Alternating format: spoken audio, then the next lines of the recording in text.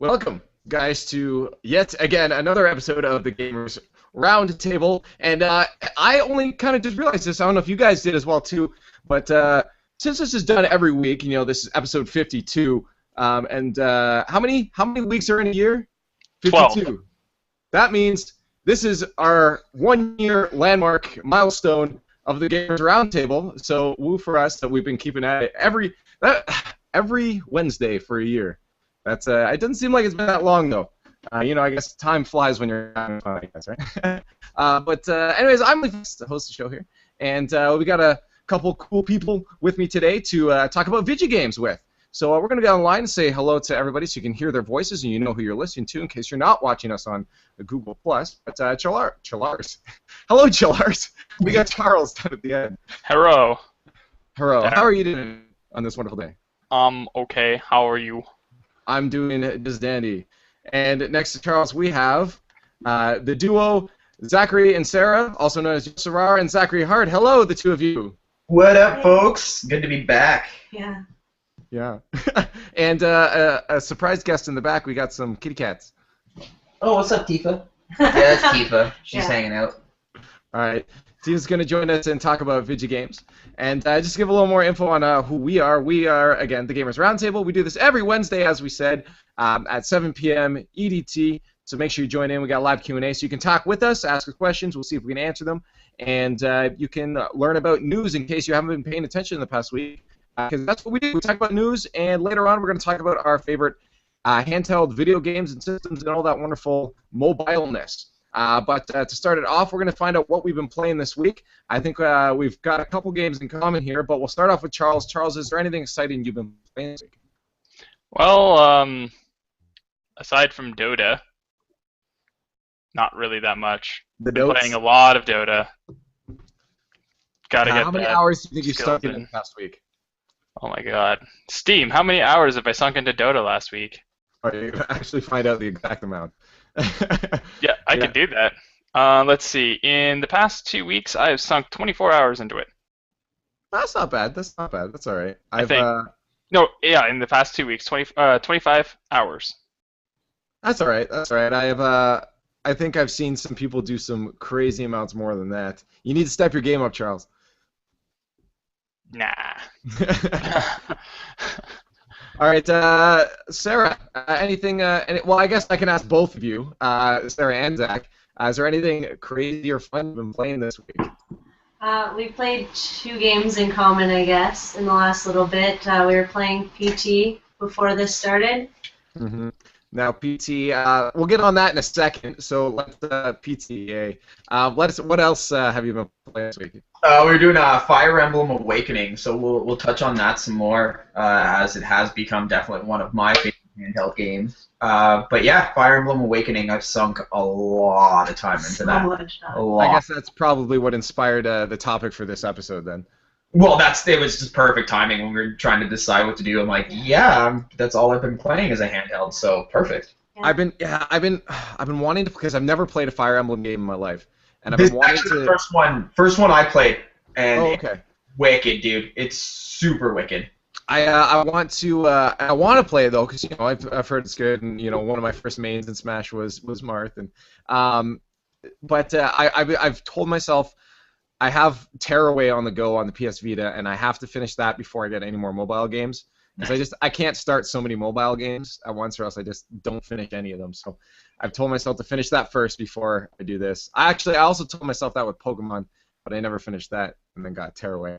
But Awakening. Anything else? Cool and exciting. I picked up Yoshi's New Island for the 3DS. Mm-hmm. And it's been quite enjoyable. It's your typical side-scroller, Yoshi throw eggs, make weird farty noises while you double jump kind of game. It's wicked. Was it you that I was watching play that? Yeah, I brought it to Jack's one time. Okay. Yeah. I thought so. Yeah, that looked pretty fun too. Throwing those huge ass Shy Guys. Oh yeah, turning the into mega eggs. Yeah, they're good. That was pretty tight. But yeah, I guess on me the only one that's really of note, I guess, besides playing Melee is of course PT.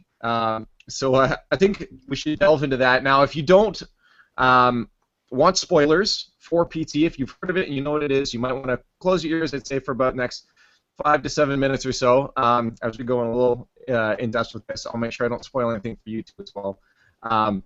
But PT was this demo that kind of appeared, and actually, I'm surprised I didn't realize what it was, because actually last episode I had announced this thing happening, and then someone told me to play the demo without me realizing that that's exactly what I had said on the episode last week. So PT appeared on the PSN. It was also playable at Gamescom, and it appeared on here, and you guys and Steven from Games Exchange as well told me to play it as a nice surprise ending, and so we got it, and I guess it's a survival horror game, and very much emphasis on the horror part of it. Big psychological horror game, I would say. It really tends to mess with you. Now, I finished through it with the help of my buddy Kuma, who's joined us on one of the podcasts one time. He helped me through it because I would not have been able to do that myself. He insisted that all the lights be turned off, volume turned way up, with the virtual surround sound on, and that was quite an experience. So you guys have just started it today, then? Yeah. So just today. So you started in the daylight. So you got a friend on your side there, the sun. It was still bad. Now, I think you guys need to give this a shot in the dark. Play it later tonight after the podcast. Turn the lights off and give it a shot. That's the thing, though, is at the same time, it's like, I don't think it's going to be scary anymore. Once we finish it, we're going to know what's happening, right? Like, it's kind of like any of the Resident Evil series. Like, when you play it the first time, it's like, oh my god, this is so creepy. And then now you're like, yeah, Licker's going to jump through the window there. I know what's up. Yeah, no, that's true. It's once you've played through it, it's something like this. I can say nothing really changes. It's very scripted and static, especially as you know, it's a hallway. It's very linear in that sense. There's nowhere else to go. So events happen very scripted. But I think you should still finish, because you guys said you're stuck now at this point, right? We have theories, and I kind of confirmed one of my theories without confirming it with Steven, so I'll, yeah. We got ideas for later. Yeah. we were on the right track, and he confirmed it, so. Of what the demo is, or? No. We knew, unfortunately, Sarah had spoiled what the demo was for me, so Steven was telling me to play it because he was just like, he's like, have you heard PT yet? And I'm like, no, what is it? He's like, nothing. Just go home. And I'm like, okay. And he's like, don't Google it. Don't think about it. Just go home and do it. And then Sarah came to meet me at work, and he asked her, he's like, do you know what PT is? And she's like, no. He's like, perfect. And that's all he said. And he's like, you guys just got to go home and download it. And then Sarah was like, oh, is that the new demo for Silent Hill? And I looked at Steve, and he's like, fudge. But he's like, it's still worth the playthrough. He's like, it's awesome. Just go home and play it. Yeah. So in case you didn't gather there, and you didn't know, PT is a demo for the new Silent Hills reboot by Del Toro and Hideo Kojima. So there's some exciting names. Norman Reedus, I think from Walking Dead, is in there as well too. So there's some good names on this. Not just like they're throwing big names around. These are names that have been tried and tested to make good products in their field of expertise, right? So it's exciting to see it. As soon as Hideo Kojima popped up at the end, I'm like, wait, this is Hideo. And then Del Toro came, and I'm like, oh, this is the thing I said last week, and I didn't even realize. So they did a good job of disguising it. Especially it's just called PT, which is playable teaser, right? Well, and it's cool. It's like Sarah comes from a marketing background, I come from an advertising background, and it's cool. Like, it's a very, very good marketing tactic. Like, these guys, like, the amount of, well, I mean, not free, because, I mean, they had to pay to develop the game, but it was all word of mouth. That's all they did. So much news and stuff like that. But yeah. What I thought was the most interesting about it is that the Silent Hill franchise is kind of not doing so great, and so they kind of put this disguise around it and really just build the hype that much more than just the names. From what I heard, it is a reboot, correct? Yes, that's okay, why I gathered. that's what it seems to go. As someone I actually read someone said it seems to be these a lot of series take even Tomb Raider for example is the games are amazing, they're awesome, they kind of trail where there's the fans left, and then it gets to the point where you're asking, wait, they're still making these games and they're still coming out and there's still some people buying it, but you're just like, I didn't even realize they're still making them. And I think it got to that point with Silent Hill, and then bam, here comes Reboot to give it a new facelift, right? And that's what happened with Tomb Raider, and it seems to be successful. So I think they came with the same idea with this, and it honestly it looks like they're going the right route. I've only played one Silent Hill game. It was like First Coming or something. I've only played the first one for PS1. That's the only one I played. Okay. See, this one was on the PS3, and yeah, it wasn't. Again, as I've said, I'm not a horror game person. I'm too chicken. I'm just gonna flat out say it. I can't do it. And I'm glad I played that demo though, because it was a good experience, and I like what they did with it. But I can't play through them without crapping my pants, right? So horror games have never been. That though. I love the anxiety and the adrenaline that you get from playing those style games. Like it's just like I don't know. It's sweet. Yeah, and well, that's freaks out, spills an entire beer on herself, and I'm like laughing. Like it just goes to show how like differently people react to them. You know what I mean? Yeah. Yes. And I know I just if Kuma wasn't there for me, I would definitely not have played that. There was a point, if you actually listen to it, he says that too. He's like, I hate this feeling. I love this feeling right now. There's goosebumps all over me, and I hate it, but I love it at the same time. Yeah. And meanwhile, I'm in the chair beside him, slowly sinking further into it with my shirt up over my face. Just because I actually, we were taking turns playing. I did the first bit, and he did the next bit, and he says, "Okay, it's your turn again." I tried to play it, and I actually ended up throwing the controller back at him. I couldn't do it. I couldn't be in control. It was easier for me to watch. I still jumped and stuff, but it was easier for me to watch someone else. As soon as you are in control, as soon as that controller's in your hand, it's you. That becomes you. You are in that situation, and it changes the entire just concept of what you're seeing. Right? I'm watching someone else get scared, or I am potentially in a dangerous situation here. Did you play Outlast? Did you play that when that came out for PS4? I didn't want to play it alone, so I waited till my buddy Breacher was over, and he played through it a bit. We didn't finish it because he died at one point, and it reset him to the very beginning after like 25 minutes of gameplay, and we're like, all right, screw that. We're not. Yeah. Agreed. But he plays it, actually, he plays a different style, and this is the exact same style that I went into PT with, is just go balls to the wall. Just go, if there's something scary ahead, just run straight for it. And yeah, your adrenaline kind of helps you get past the fear, the more you sit back. So he'll like go up to scary things and just like talk to them like, hey, how's it going, buddy? And that's his way, I guess, coping mechanism of getting through it. So I used that in PT, and it got me through the first half pretty well.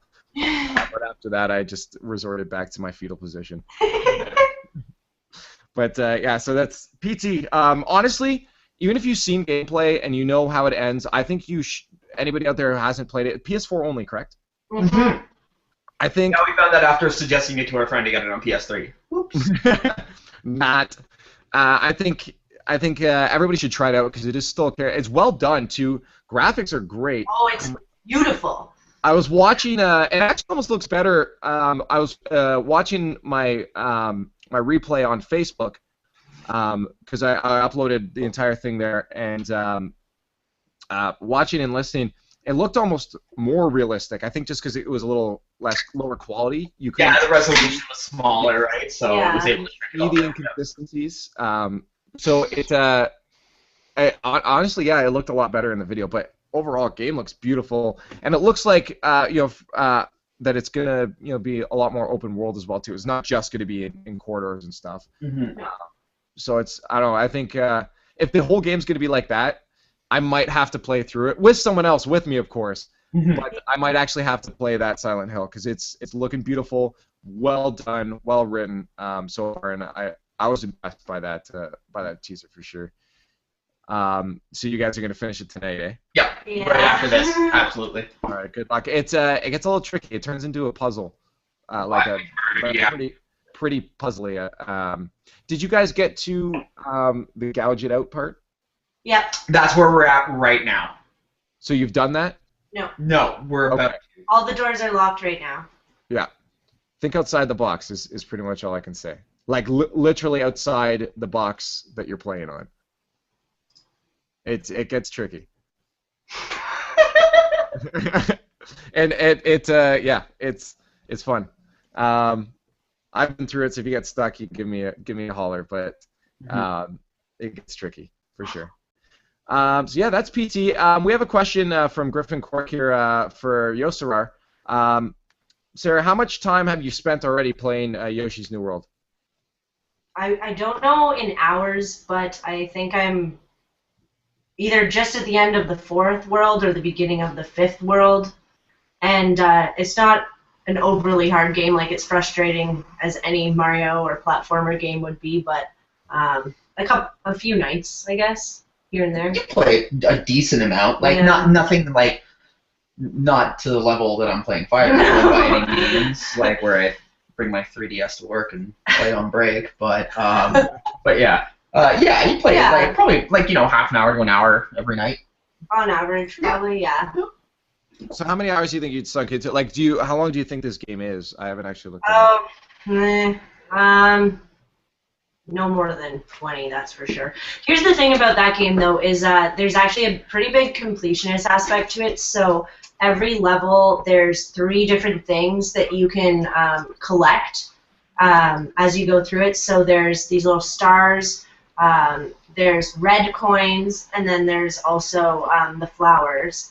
So you get like check marks as you go, and to complete the game would take a decent amount of time, but I don't know, to just play through all the levels, it's not that long.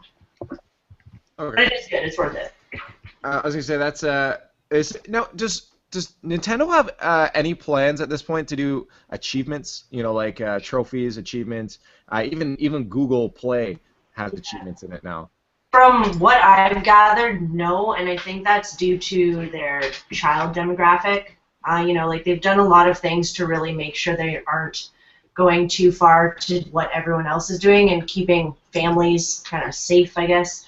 But having achievements in that in a public profile, I don't know. It's as long as it shows just your gamer name and your achievements. I don't see it's that public profile aspect that's risky, though. Achievements and trophies and stuff I find are a double-edged sword. You know how many times I played a game simply for the factor that it had achievements and trophies? Oh, it happens all the time. But that's how many times I've beaten a game and I'm like, well, I just beat that game. That was really fun. Now I'm going to ruin how much I enjoy this game by doing every little tiny detail of the game humanly possible just to say that I did it all. They almost make you a beta tester. Trophy or an achievement score to do it. I spent 140 hours on Final Fantasy 13 trying to achieve it on Xbox 360. 140 hours on Final Fantasy 13. It's not even that good of a game, but I'm like, there, I got to do it. Ask Sarah. She was witnessing me do the entire thing. It was ridiculous. You would grind for 2 weeks straight. Just straight, like, that's what it was. It was a grind fest. Literally, I sat there and I grinded for, like, 2 weeks, just doing nothing but running in a circle, killing these fucking guys. And it's, like, that's the thing, is that it, as much as, like, yes, I completed it and I have it, it's, like, on my achievement score that it's completed, I'm like, wow. Like, there's 140 hours of my life that I'm never going to get back. And now I've switched platforms. I'm moving my library over to PS3, and I'm like, well, gotta get Final Fantasy 13 again. Gotta get trophies. There's like, no, you're not doing that. I'm like, I have to. It's like it's going down, and it's like, where am I gonna find the time for that? Where? Like, there's not enough time. You've developed techniques, and hopefully you'll be able to do it faster this time, right? Well, yes, that is the other thing too, right? Is that usually when you play through a game a second time to get more achievements, you streamline it just to get those achievements. But then again, there's it's like the random item drops that are so rare that you're just like waiting to get though, and It's even with like completionist with me. Like, so here's the difference between me and a lot of people is like, I like competitive games, you know that. Like, I dabble in Street Fighter. I dabble in Smash Brothers, and I'm not expert level by any means on either of those games. But Mortal Kombat, top tier. Right there. Well, yeah, but in both games, I can hold my own, right? No matter how good the person is, they'll still have to at least try against me. Yeah. But my big thing with games is completion. That's the difference between people who grew up playing like RPGs compared to people who played first-person shooters. The completion aspect is the competitive edge in RPGs. But with RPGs, it takes forever. Like, as I said, Final Fantasy 13, 140 hours. Like, completing the achievement guide on Skyrim, I've done that. It's a lot of work, man. Same with Dragon Age and stuff. You have to sink hours upon hours to do it, and you do it because it's sweet. It gives you that replay value, but again, it takes the fun out of the game in a sense too. You're literally it becomes a task rather than a game. Yeah. So it's games are supposed to be fun, and it's a double-edged sword. Yes, it's fun to get that completion and brag to your friends, but at the other end of things too, it's you could have hung out with your friends. Yeah, or you could have moved on to a completely different game and had a new experience. So I like achievements, I like trophies, but it's a double-edged sword. Yeah, see, for me, it's I guess I grew up in the middle ground. I grew up with shooters, but at the same time, my OCD got the better of me. Even when I played something like Star Ocean, there's one where it's every map. There's a fog of war on it, and you had to clear the fog of war, and you got a little glass trophy or bunny or something for it. I forget what it was now. But the thing is, I didn't realize there was a little achievement for it. I just did it because I was OCD, and I'm I need to clear every piece that I can right now. But I don't know. I love playing back through a game and seeing. I think it's because I grew up doing a bit of programming. I've done a bit of game programming and development as well too, just in school. So I know the other side to it. And I like to go back and see things that I wouldn't have seen on the first playthrough because I'm just trying to enjoy the story or the gameplay in a sense.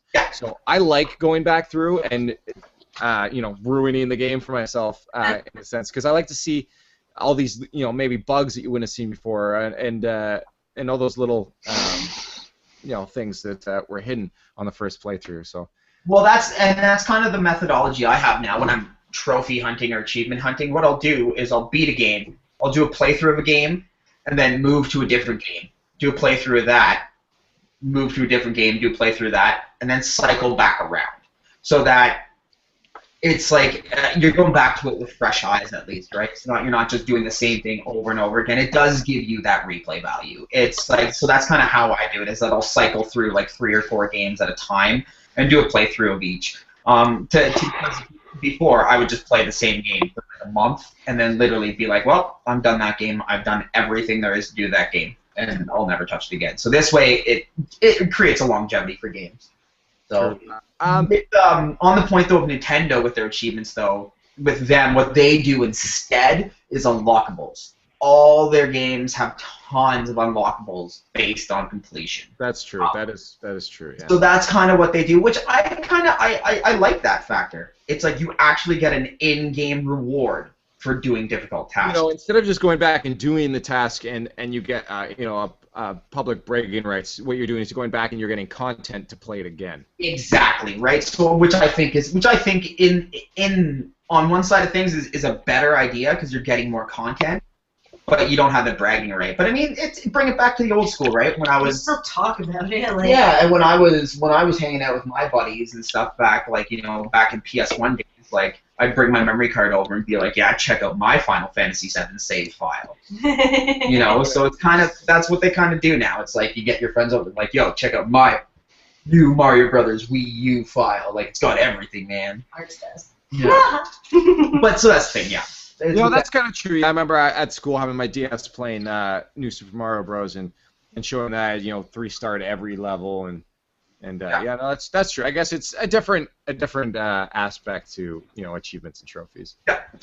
I don't care if with Nintendo at least I don't care if they go either way. If they keep no achievements in, hey, good on them. That's cool. If they do add them, it's sweet. That's cool too. Either way, I think both ideas are good, and I don't think either way is doing it wrong. Yeah. I don't even I barely even unless I know it's good. I don't really download games on my phone anymore unless there's achievements for it. It's See, gotten to that point. you, right? That's a double-edged sword as well. Is that like even with me playing Fire Emblem, my biggest challenge is like, man, like I'm playing like PlayStation games though right now. I'm getting a bunch of trophies, and then I play Fire Emblem for an hour, and I'm like, yeah, no, I'm hooked. Screw achievements. I don't care anymore. There's none. Yeah, it's well, here's the flip side is that I've found a lot of cool games because of it. You know, like I've just like, hey, that is achievements. I'm gonna download it and see how it is. And I'm like, hey, this is actually good. My buddy actually found a sweet game I'll talk about later because it does pertain to mobile.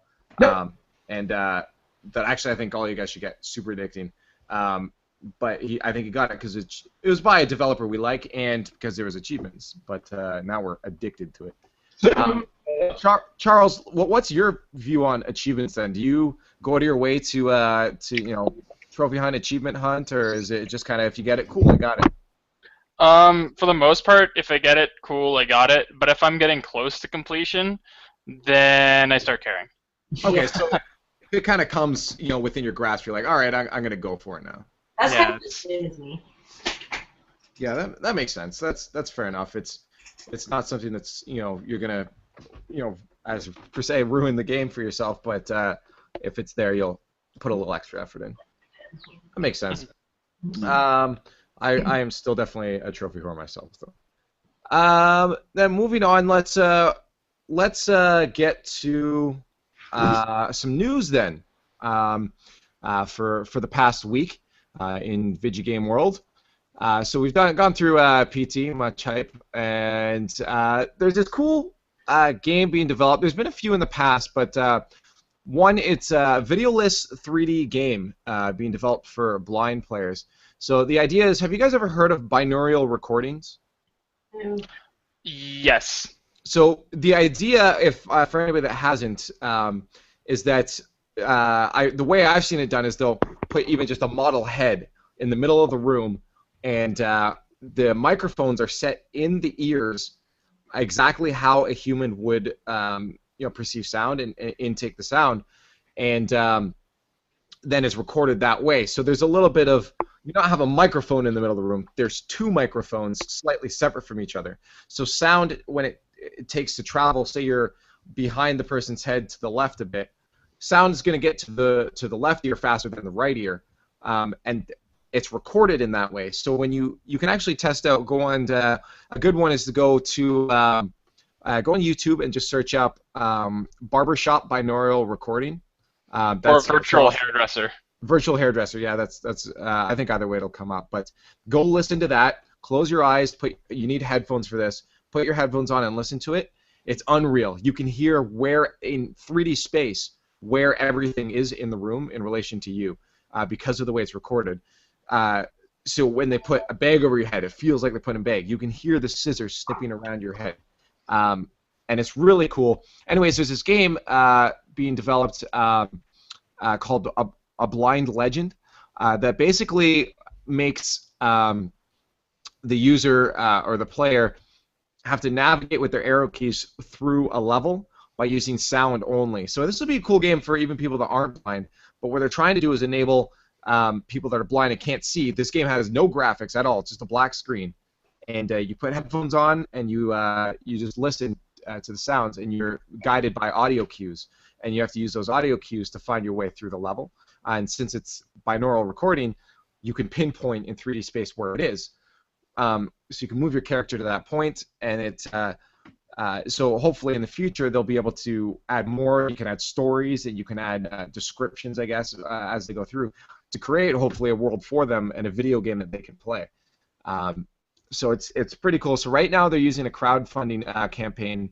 They raised it's a European thing, so they raised over 40,000 euros, which is 31,000 pounds, to turn it from prototype into a functioning, or demo to a functioning prototype that they're using to test on people now, and it seems to be going good. So I think it'll be cool. I'm going to share the link then with the viewers that are watching as well too. You can look in our little showcase app right there, and read the whole article yourself. But I think it's interesting that a couple people are trying to get video games out to people that you never would have thought would have been able to play a video game in that sense. So I'm interested to try it myself too, but definitely go to YouTube, search up the virtual hairdresser or the barbershop binaural recording, and give it a listen. It's really cool technology, for sure. So I'm going to share that then to our viewers at the side, so you can click that link. Yeah, I want to see more from that. Next up on the list, we have the Destiny writer. What's his name? Josh Rubin is going to be leaving Bungie before the release to join Telltale Games to write, be the writer for Game of Thrones game for Telltale. Telltale Game of Thrones? No. It's the perfect Game of Thrones game. Okay. But it's the Telltale. Telltale. Yeah, the Telltale style games is the perfect game, platform for them. The Game of Thrones. Ah! Yeah, so I figured, yeah, you two I knew are into the Telltale stuff. So so that's what I'd like to see. yeah, and then what they need to do is they need to get another game studio to make a game of that game. a game of Thrones. And then put it on Steam and everybody can mod it. There you go. 2 meta 5 me. Yeah, so directly from him, he said he's very happy with the work he's done at Bungie alongside Joseph Staten and the rest of the Destiny creative team. But in the end, Bungie makes games about shooting aliens in the head. And while there's a true art to writing between the bullets, as Mr. Staten once said, I couldn't turn down an offer from Telltale to create games that are entirely about story. Yeah. Exactly. I hold nothing against him as a writer. I think writing a story is definitely something you'll go for. So, as much, I guess his work probably obviously is done with Destiny at this point. The game releases in 2.5 weeks, I think. Unless they push it back to 2015. Don't even think it. Don't do that. You're gonna curse it. I still hold power over you. Yeah, but so he's done good work in the past.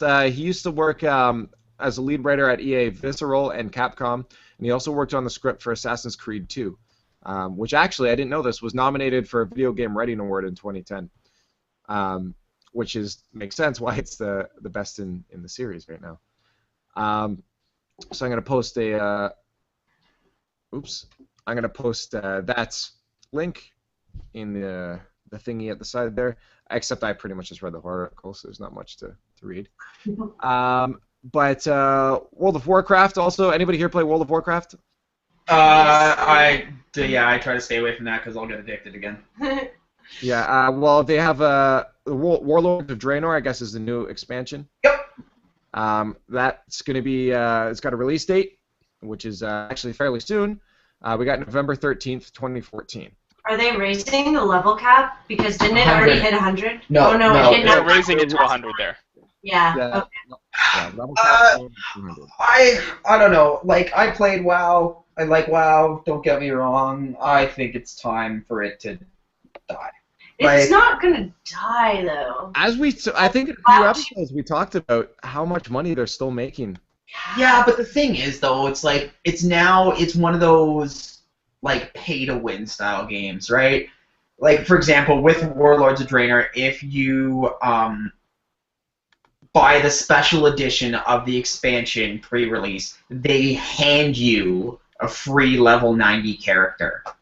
It's like, come on, man. Well, like, they did that though with what was it, Lich King, where you you can start at level 55.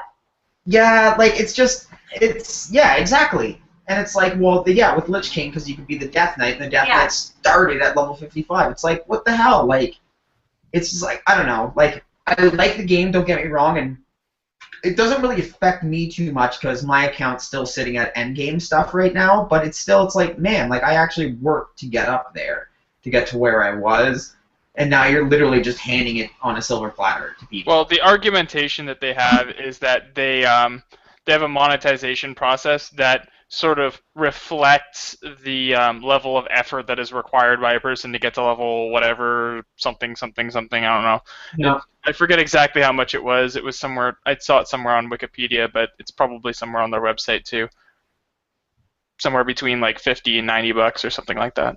Yeah, but I mean, still, it's like where do you draw the line, right? Between making money or like playing a game, right? Yeah. And that's the thing, is I just feel like it's a pay to win now. I think for me, it's just especially tainted by the fact that we recently played A Realm Reborn, and And that was so wonderful. it seems superior to me, yeah. Yeah. So, but yeah, I mean, going on WoW, it's still going. This better be the last time. Well, that's the thing. What do they do after 100? Do they just keep going? Because 100's usually where stuff ends. Yeah. Maple Story has a level cap of 100 or 200 or something like that, so God. it wouldn't be outside of the realm of possibility for them to keep going after 100. But I think they should just like revitalize it or something.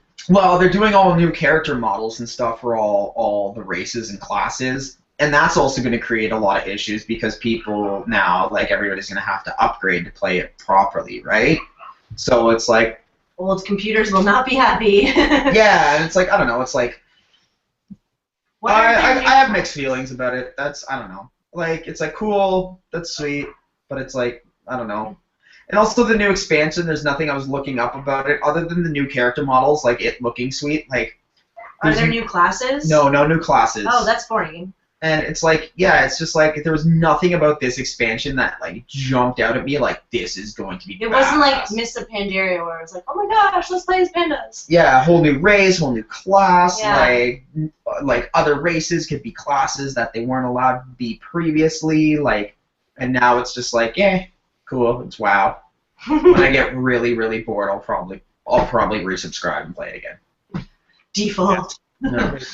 It's not the game for me, so I really have no say in this at all. But it's not a fan of. I've always wanted to get into an MMO, and I just couldn't. And that's where I think Destiny fills the void. Is it's a shooter. That's my real big thing, and it's an MMO at the same point. I like the idea, of an MMO, going into a new world, being a new person, and interacting with other people.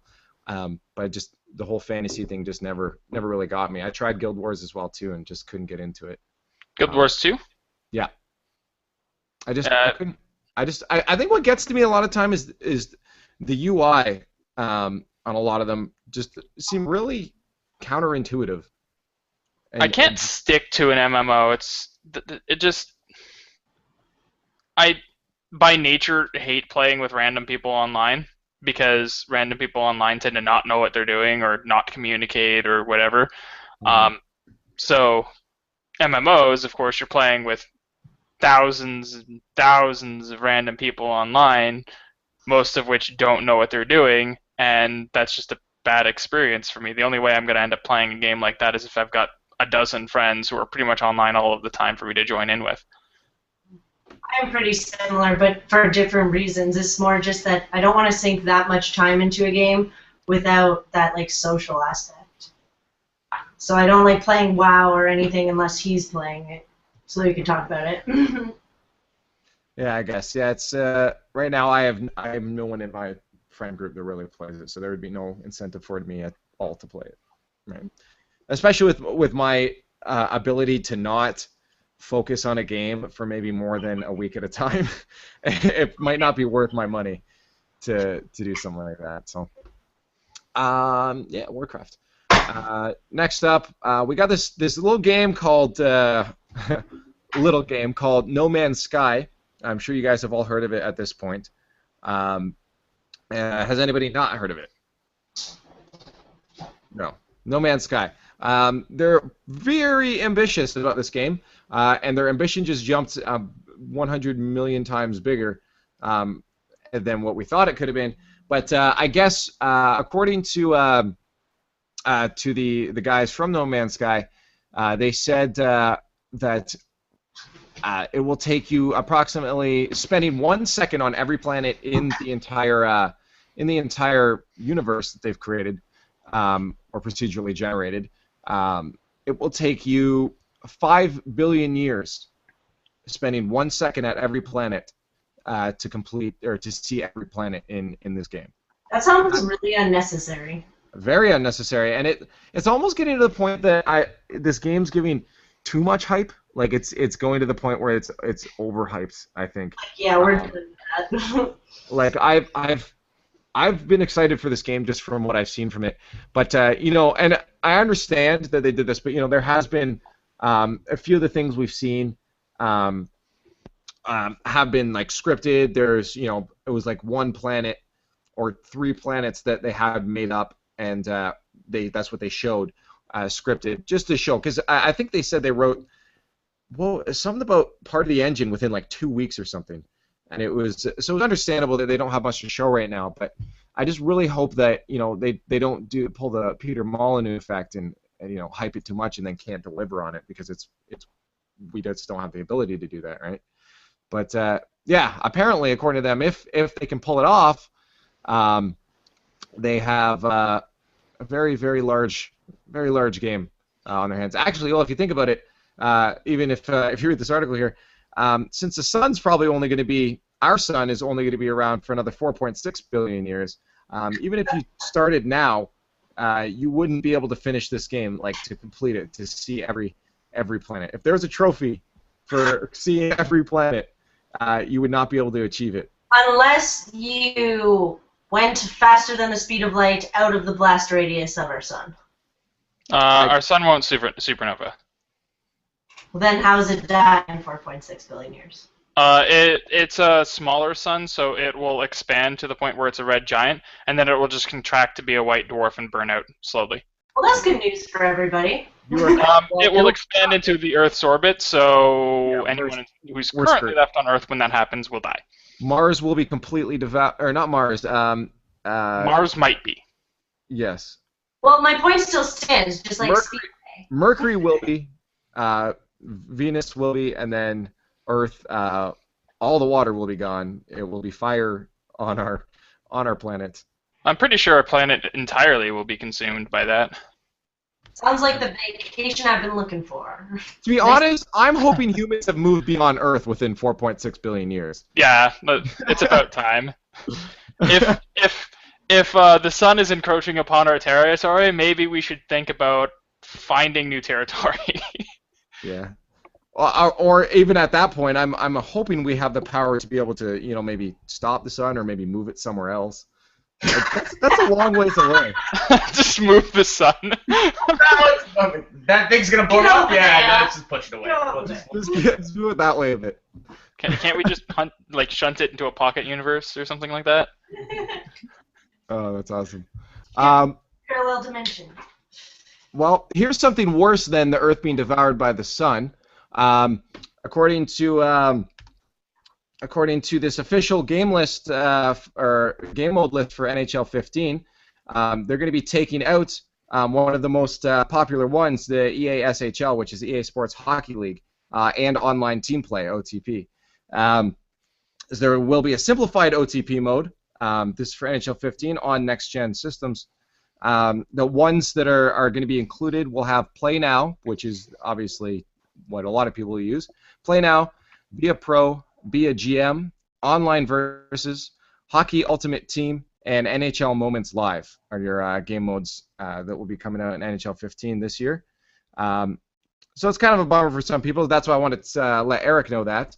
I think most people will be over it, but I'm wondering if this is EA's kind of way of taking things away for the next gen. People are going to buy it anyways because it's a yearly sports release, but also because it's next gen, the first one on next gen. And I wonder if they're going to bring back these features in future games and use that as their selling point. There's we brought OTP back or ESHL back, so you can play it now. Buy the game. We haven't had anything else. That's it.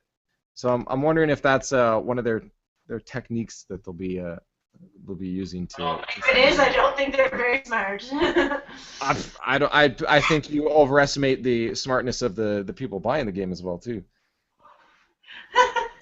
Like I buy the game every few years, but that's once they've added a few features to it. Last one I actually bought was NHL 12.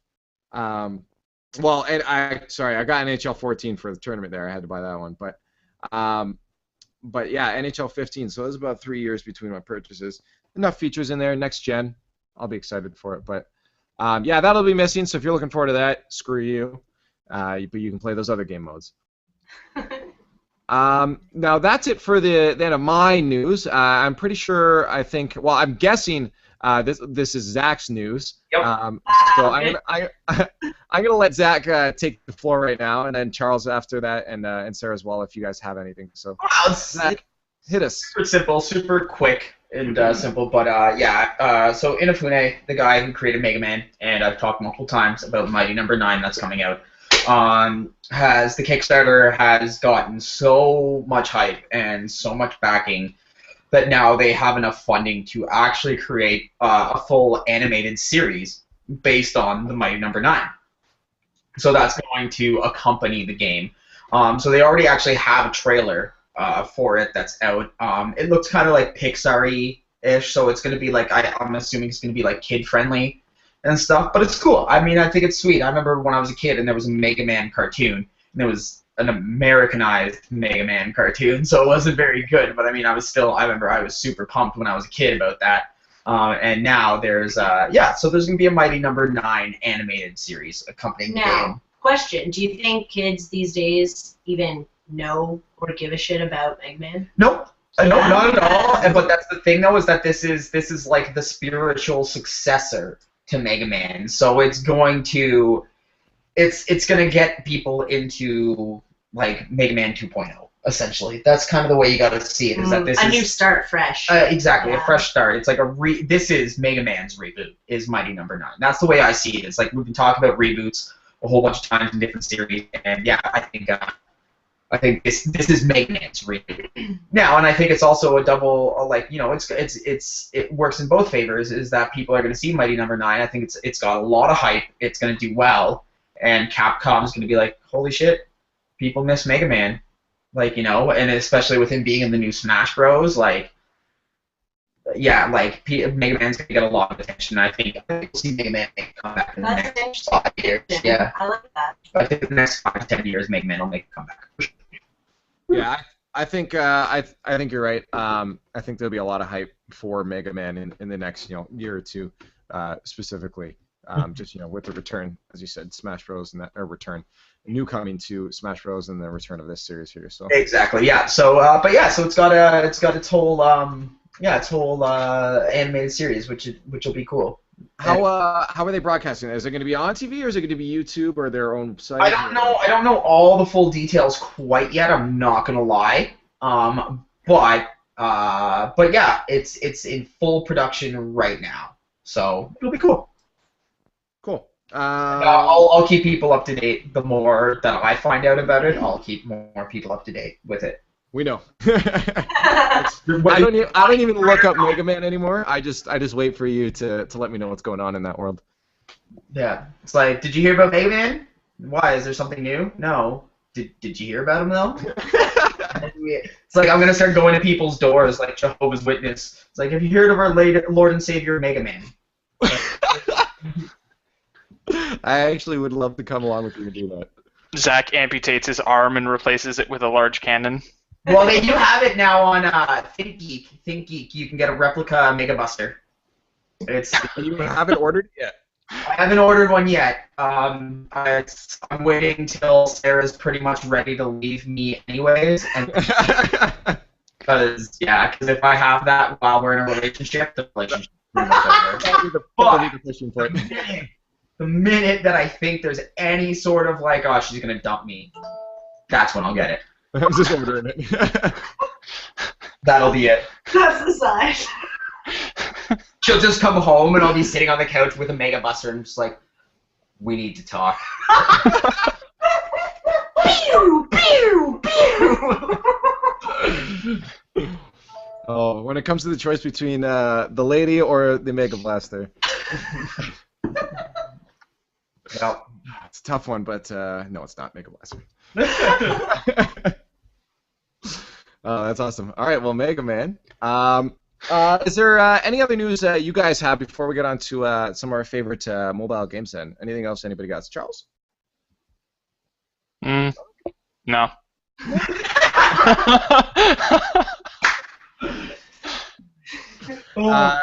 Yosara, you got any stuff for us?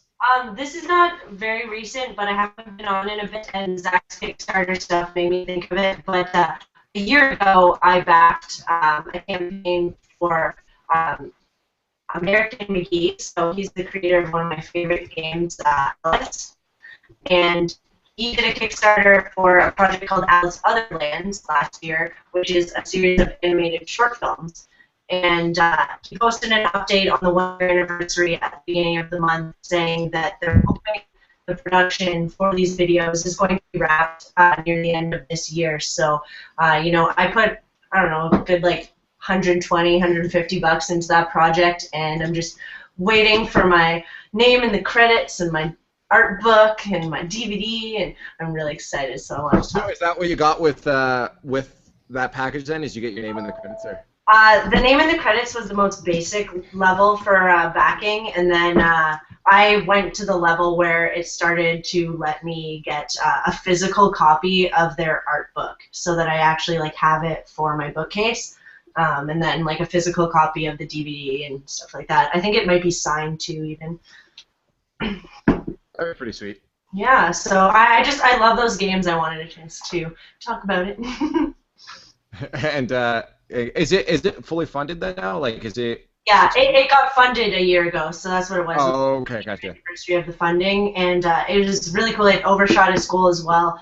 They got the voice actor who did Alice in the games back, and it's like really, really high quality stop motion production people, I guess, and the concept of it is really cool too, because it's very much about like almost mental illness.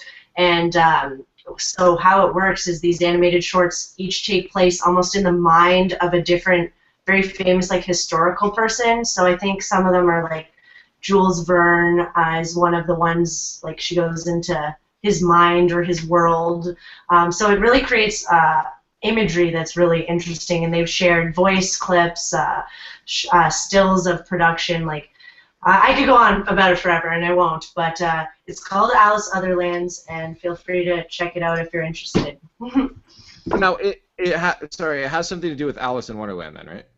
Yes. So the background on the franchise is that it was originally released as a PC game back in the 90s, and then it got attention again recently, I think probably around 2010 or 11. Alice Madness Returns came out for 360 and PS3, and so that kind of sequel, many, many, many years later, got it back in the limelight.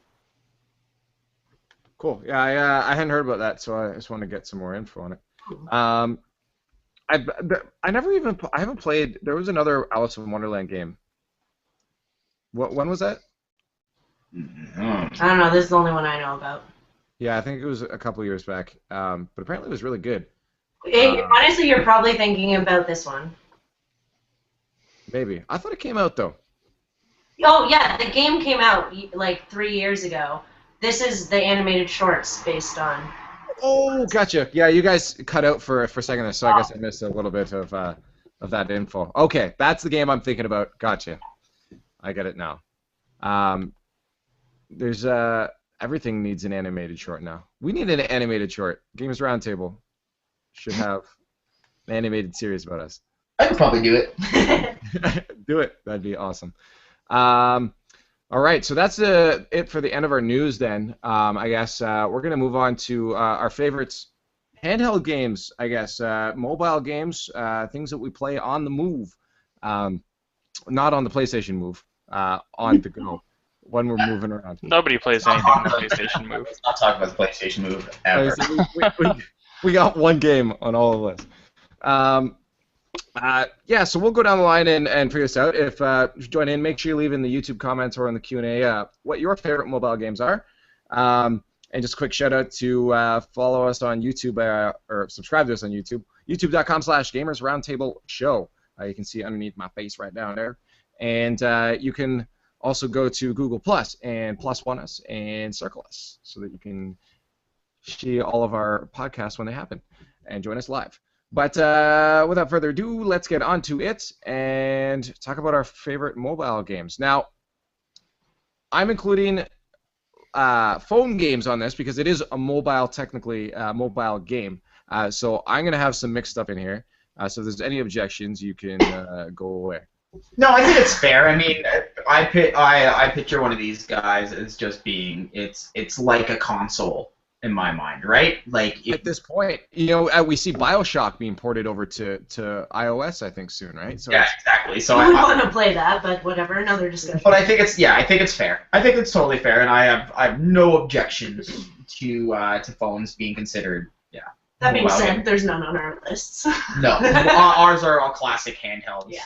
All right. Well, that being said, Zach, if you want to start us off, since it was your idea to get this list, start this list off. Yeah. So before I start anything, I'm leaving two out. Okay.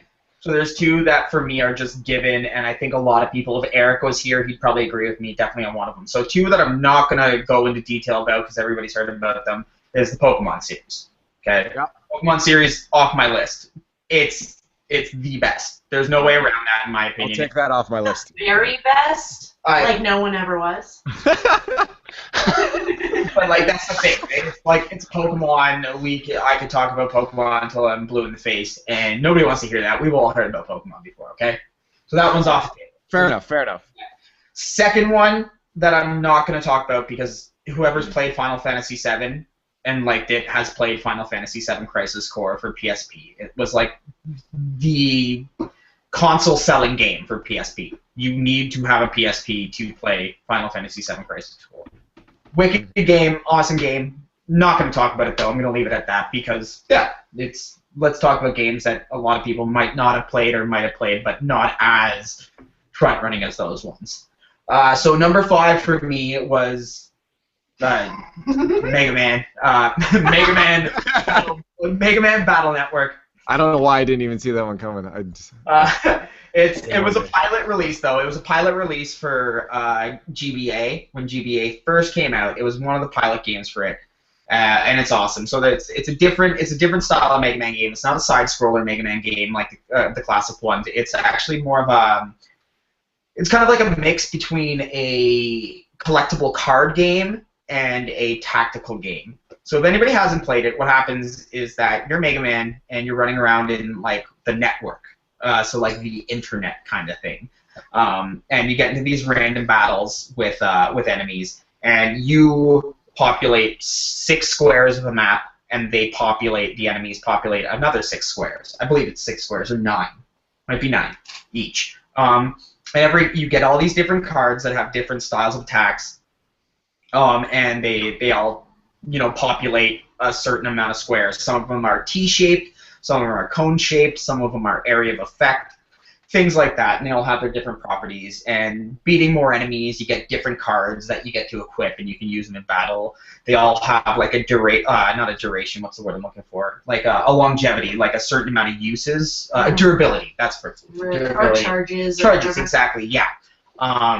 Yeah, it was a really fun game. I remember playing it. It was, again, first game for GBA that I got, and it was wicked. It was a lot of fun. Again, you could link cable, old school link cable with your buddies, and you can go head to head with your Mega Mans and your different cards and stuff. You could trade cards and things like that. And it was really fun. It was, and then it spawned a huge series. So I think they had 7 different entries of the Mega Man Battle Network series. I only played the first. Because it became like Pokemon. They had like Mega Man Battle Network 5, Blue Moon version, Red Moon version, and I'm like, yeah. I already have Pokemon. Yeah, exactly. But the first one was great. I played it for hours on end. I remember a bunch of my buddies had it. We played the hell out of that together. So yeah, Mega Man Battle Network 5, not Battle Network 5 is number 5. Mega Man Battle Network is number 5. Yeah, that's my first one on the list for sure. That's good. That's a good start. All right, Sarah, since you're right beside him, why don't you give us yours? I have on my list for number 5 is Mario and Luigi's Superstar Saga. So that is also a Game Boy Advance game. and it was also the start of a fruitful franchise. Because technically, although it is a Mario RPG game, it is not an actual sequel to Super Mario RPG, but more like a spiritual successor to that. So gameplay is very similar. You level up your Mario and your Luigi. The battle style is similar in terms of how you time pressing A when you jump and when you land on people's heads. But that game, I remember, it wasn't even my game, it was my brother's, but I stole it from him because I wanted to play it so much. So I really like that because obviously it's Mario, and then it's RPG, and that's awesome. Fair enough. Yeah, and I expected a lot of Mario games actually to be on this list. I didn't even really think of it, but I guess they've got a lot of portable games. My entire list is Nintendo, not to surprise anyone, but Fair enough. yeah. All right, Charles, you want to give us the top on yours there, or if you have anything more than one? I have 3. Okay. I don't play a lot of mobile games, so I'm stuck with a very bad sort of selection. N+. I wouldn't say that's bad at all. You actually took one of the ones I wanted to use. I did? Yeah. Eh. N+. Yeah, N+. Fun little game, very simple controls, very frustrating because it requires precise platforming, but rewarding when you actually do it, or you end up getting something off that you probably shouldn't have. Well, I remember when. Did you play it when it was first a Flash game? Oh yeah, oh Yeah. yeah. That was a thing that I would do, like high school computers class. Like I would try to get through yet another series, and of course I would no save files because it's on a school computer. Yeah. So you're stuck with you have to plow through a series of 10, which each has 5 which each has 5 episodes. So it's like here's 50 sort of levels that you have to play in order to get through to the end of that series. I did the same thing though, but you end up getting so good at it that you just the first few levels, just like, oh yeah, whatever. Yeah, you just like blast through them. You're still watching the whiteboard what the teacher's writing, and you're plowing through them, right? It's you just gets used to it. But yeah, I think my favorite part I love on the mobile is rewatch. Like you get to watch your replay of what you did. Mm-hmm. You're just like, yeah, I feel so badass right now watching because that looks so cool.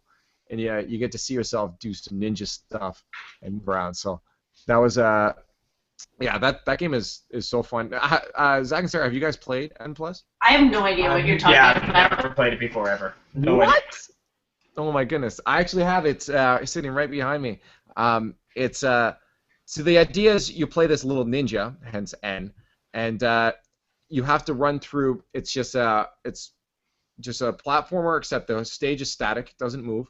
And there's enemies on the stage. You have to platform around and get the collectible. I think it's what is it? It's the little dots you have to collect open the door, right? No, there's just the switch. You just have to flip the switch. Okay. But there's often doors and things in the way, and you only have a limited lifetime. Your lifetime is improved by collecting gold. Each gold you collect grants you 2 extra seconds. That's it. Yeah. So And I think you start with like 30 seconds of lifetime, and that's your lifetime through that series. And each series is 5 episodes. Yeah, so you have to collect the gold to get through. Amazing game, super addicting. It was one of the first like real big addicting games back when Flash games were like, super popular. And then it got ported over to mobile. Yeah, I have it for the DS. Super fun game. Spent a lot of time. I'll have to let you guys try it because honestly, you guys will love it. Apparently it's on Xbox Arcade when I googled it. Yeah, you guys can just find it. Yeah, you can get it on XBLA. You can even just find it online. I'm sure there's a Flash website that'll have it for you guys to play. Oh yeah, no, that's available for free. Yeah, because it was a free game to play at the beginning, right? So I say give it a try. Super fun game. So I applaud your choice with N+ there. Now my list, I keep thinking of things and I want to move my list around. This is in no particular order. I have so many. When I was a kid, that's all I didn't really play my console games. I played on my Game Boy Color, and that's all I did. I had so many games I would play. Me and my friends would trade our games around, and so I'd say one of them you actually reminded me of this, Sarah. It was a great game.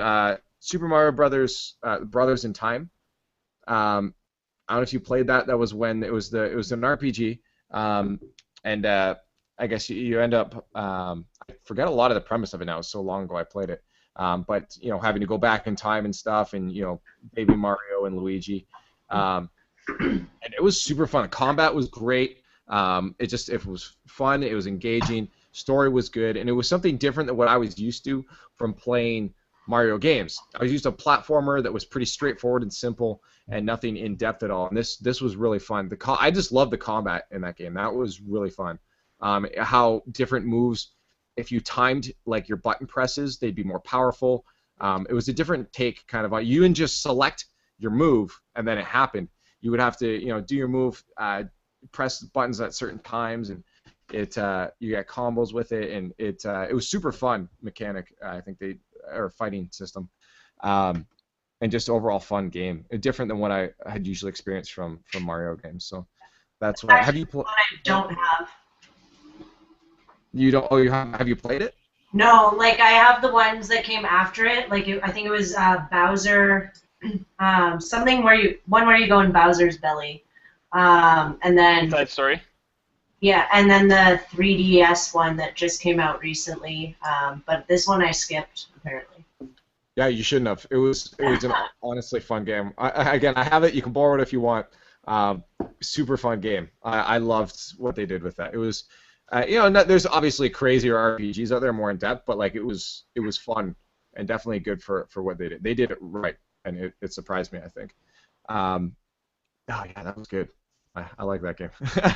All right, that's again first on my list. I got so many, but we'll move back to Zach, and you can give us the next on your list.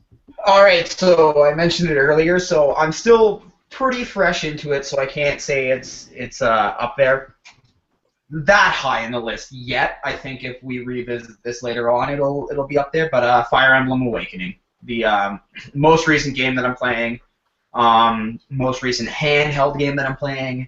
And it is friggin' awesome. So it's a tactical RPG, and it's got kind of like relationships in it and stuff. It's really in depth. It's a lot more complicated than it looks. However, the engine is still pretty simple. It's which is contradictory, but I mean it's like really complex game, but really simple gameplay. Yeah, it's like you can do a lot with it if you want to take the time to do it, but you don't necessarily have to think about it a lot if you don't want to. Yeah. Would it be almost the same idea of Pokemon then? No. Pokemon you can get crazy with, but I never have. Like maybe in terms of it's way more in depth than Pokemon. Like even more like if you're doing EV training, it's way more intense than that even. Like. Mm-hmm. Yeah, it's really complex. But some of the finer points of it is that the story is fantastic. So this is the first time I've ever played a Fire Emblem game, and I mean, like, Marth is one of my main dudes in Smash Bros. And I've never played a Fire Emblem game. I always knew what it was, but I never actually played it. But so the story is wicked. The music is really good, and beyond everything, the artwork is just fantastic. And anybody says, and it's a Nintendo game, Nintendo is the one who makes the game itself. Whoever says that Nintendo can't do a serious game and all they make are kids games is sadly mistaken. No, maybe I was confused, but I thought that it was related to the Shin Megami Tensei series.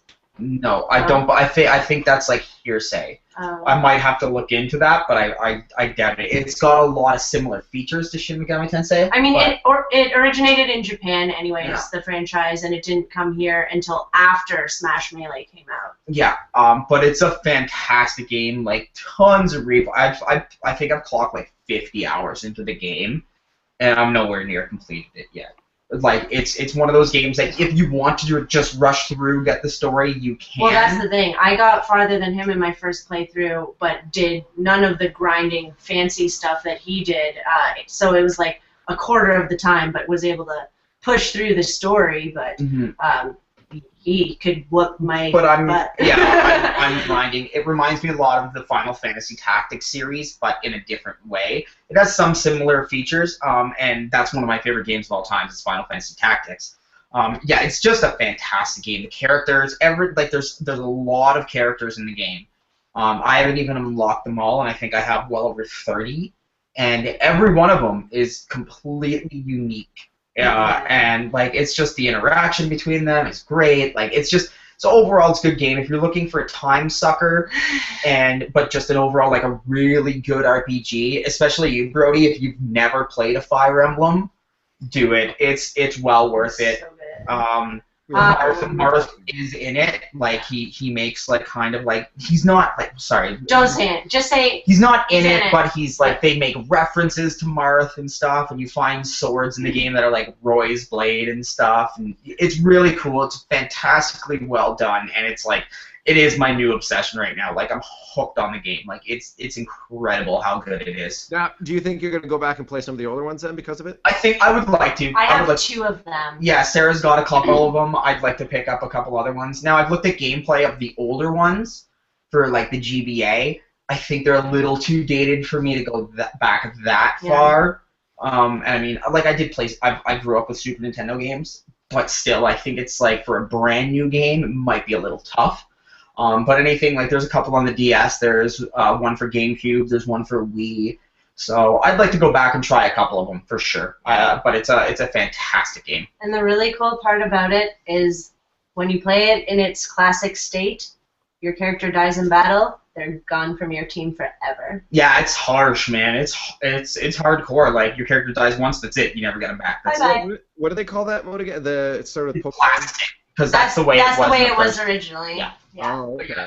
You can turn it off in Awakening when you play casual mode. Yeah. Super solid game though. Anybody who hasn't played it should. It's relatively cheap now. You can find probably tons of copies previously owned. Oh, it's over a year old at this point. Games so. Exchange, we sell them for $29.99. It's a 3DS game. Still, it's like not even a year old. I No, don't think. we were living at our old house. It's over a year So it's a old. year old. But I mean, still, like super solid game.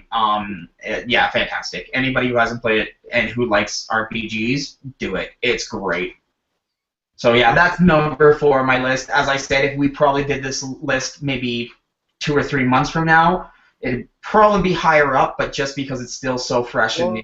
And that's why we have done a mobile one before, but we like to revisit it because it does change, especially with phones and that too, right? It does change, and new games come out, so it's always good to revisit lists like this.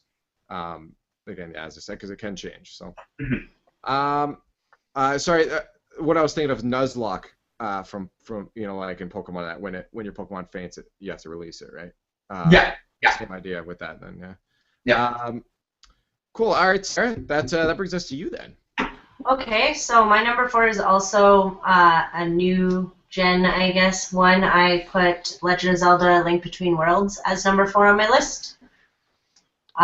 It's probably actually one of the few games in the last few months that I've actually fully played through because I like to jump between many new shiny things. And it's actually been lent out to my buddy Kyle. I haven't fully completed it. Like, I beat the story, but I haven't got all the heart pieces yet. Mm-hmm. But I did find all of the little lost squid guys. There's, I don't know, like 100 or something of them throughout the maps in the 2 different worlds. Anyways, for anyone who, for some reason, does not know what that game is, it's the new Legend of Zelda on 3DS, and it's set in the exact same world as A Link to the Past, so that makes a lot of people super duper happy. Which, for the record, is the best Legend of Zelda game. Yep. Agreed. It's just. Yeah, and it incorporates some interesting elements. At first, I didn't know how I was going to feel about it, but I ended up really liking it. But in this game, you can turn into a painting on walls, and so it creates, for 3DS, go figure, a 3D type of effect where you can, instead of being top down, you walk around a map in a different kind of dimension, if you think about it that way. So that made it really interesting for me, is exploring the whole world made it really different. So that was really cool, and it kind of made me feel like a little bit reminiscent of Paper Mario because of how you can kind of switch between 2D, 3D kind of stuff in those games. So I thought that was pretty cool. That's true. Speaking of 2D, 3D games, I finally played Fez. Have you guys played Fez at all? No. No. That is an interesting game. If you like that whole idea of 3D and 2D switching between it, I'd suggest checking it out. Oh, is that with the little white bunny-looking guy? Yeah. Yeah, I've seen that. I've heard it's got fantastic reviews, and I've seen it all over the place, and I would like to try it actually. I've heard the developers. To me, it kind of looks like Little Big Planet almost. No. Dude, No, different. No, not even close. Okay. I was just thinking, the imagery and stuff kind of gave me that vibe.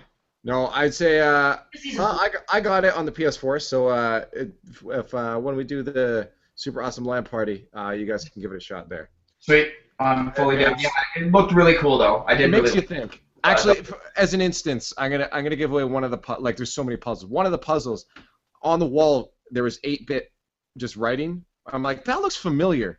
So I oriented the camera and to look at it, and I'm like, that looks like a QR code.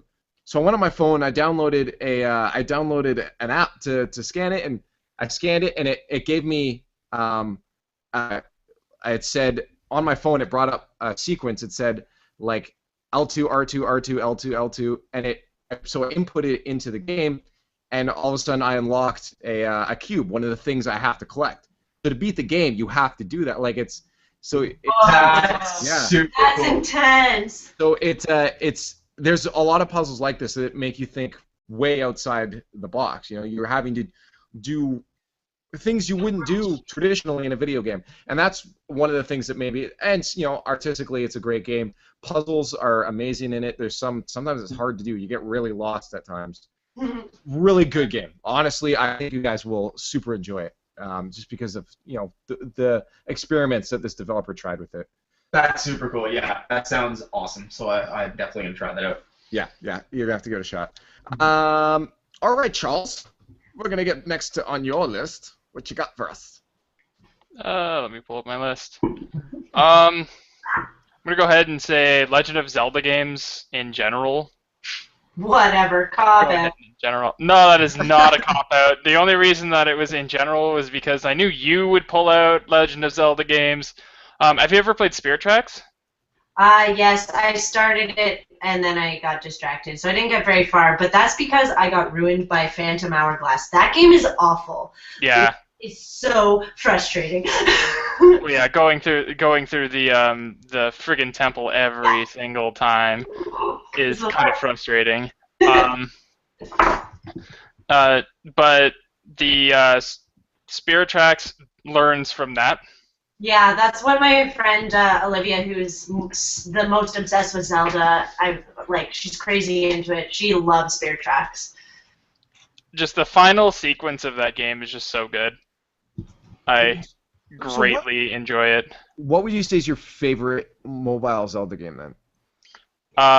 It'll have to be A Link Between Worlds because it is a spiritual successor to A Link to the Past, which is the best Legend of Zelda game. All right, so it's I think unanimously that's the best mobile Zelda game then.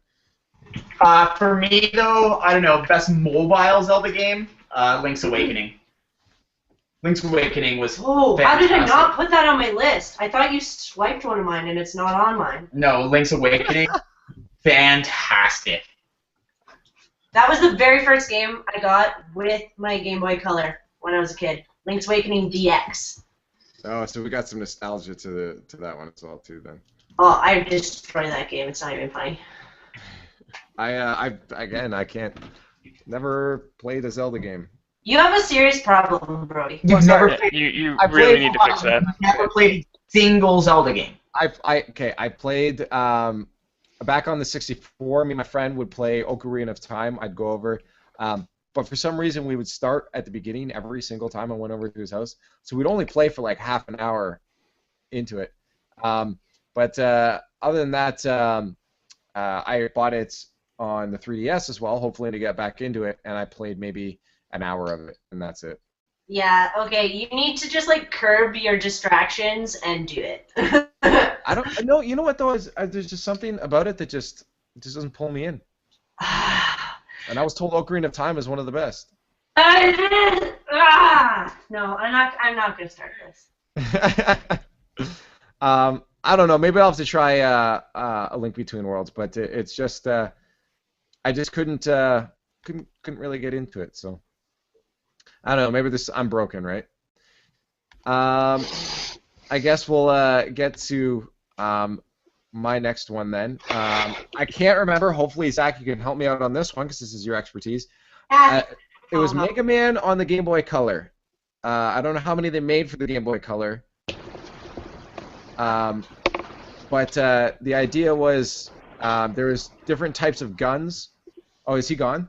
Oh, he just got a phone call. He's back. I'm right back. Yeah, Okay. what's up? All right, we got Mega Man talk. Yeah! Game Boy Color. Did they make a lot for the Game Boy Color? I think it was just the Mega Man Extreme series. Okay, so there was one I played where you got different. This is probably every Mega Man game. You got different guns, and each enemy had it like that power or whatever. Yeah, that is That is legitimately every Mega Man game. Sorry, which is that? Yeah, okay. I'm trying to remember which one. Like, there's this enemy that could fly, and you got like a tornado gun from him. That's Mega Man Extreme. Yeah. So you're thinking of Storm Eagle. Yeah, I can't. Yeah, is there only one in that series then, or is there a lot? No, there's a couple. They're based off of the Mega Man X games for SNES. And they kind of did like a kind of crappy port to GBC. Still sweet, but yeah. I think the reason I'm picking it is because I had a lot of nostalgia of that one. That was one of the few games I had at the beginning, and I would just play it over and over again, trying to beat it faster every time. Oh, I have some good news for you. Yeah. If you want more nostalgia, I'm Wikipediaing it right now, and it says it's on 3DS Virtual Console, so you can download it. I might have to do that because that game got lost in the moving process of being a big boy and moving to my own place. As so many games do. But yeah, it's a port of the Mega Man X game, which is unbelievable game. Yeah, so fantastic game. All right, I'm gonna have to check that out on the virtual store then. Thank you for that.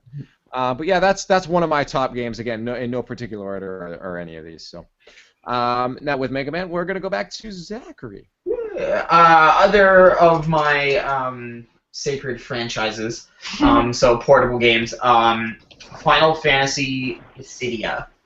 Now, it's a game that people either love or hate. So it's a one-on-one fighting game using the Final Fantasy characters. So the main characters from Final Fantasy 1 through 10, and the main enemies from Final Fantasy 1 through 10 are in it. And they're put in this world, and they have to go head-to-head. Is that the 3D fighter one? Kinda, yeah. Yeah, but you're in this, it's like arena-style fighting, where, like, you're in this, you're just in this map, and it's you versus another player, and you just fight it out. And, like, it's still got the Final Fantasy aspect, where you can, like, you level up your characters, they gain experience, they gain new skills, you can equip them with weapons and stuff, but it was really well done, and at first I thought it was, like, I mean, the gameplay, it's like you fight stock kind of like enemies throughout the game, but it actually does have a really good plot line to it. And yeah, it was a lot of fun. It was really good. It was really well done, and it was kind of cool too in the sense that like the characters, they were all brought there against their will, and their memories are kind of wiped. So you see all these different interactions between the characters, just like face to face, yeah, it's really cool. You get to see kind of too how like some characters would react together, because I mean with Final Fantasy, some of them are rumored to take place in the same world or in the same universe, but they're all different timelines, all different stories. The characters would never meet each other in their own respective worlds, but you get to see who kind of like gets along with one another, you know what I mean, and like how their personalities clash or like meld together. And it was a really good game. It was really well done.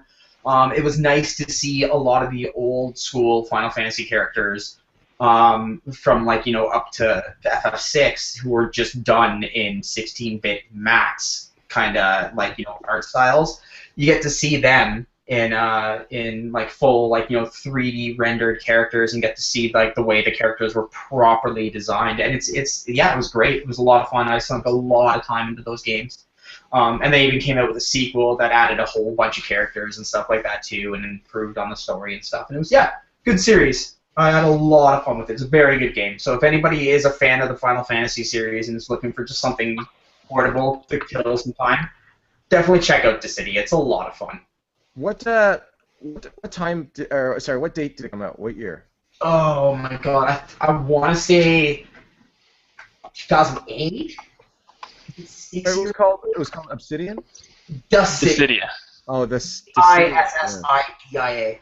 2008. 2008. So I was right. Yeah. So 2008. Yeah, it was actually a big deal because, as I said, it was the first time that all the characters kind of were together in one game. The goal was 2011. Yeah. That was fun. Very good game. I had a lot of fun with it. And I still play it every so often to this day. Cool. I was just trying to look up some screenshots of it, but it's... Yeah, the artwork in it, too, is fantastic. Well, as I say, it's all just artwork.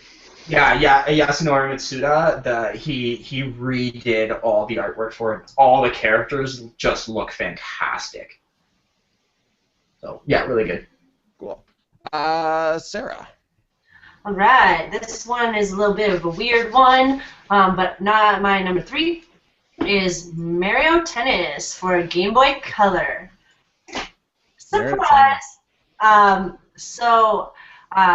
Tennis was a pre-existing franchise before it came out on Game Boy Color, but this one is extremely different, and I even made the stupid mistake of buying the new one that came out on 3DS thinking, oh shit, I loved that Game Boy Color one. Not at all the same. This Game Boy Color game is a tennis RPG.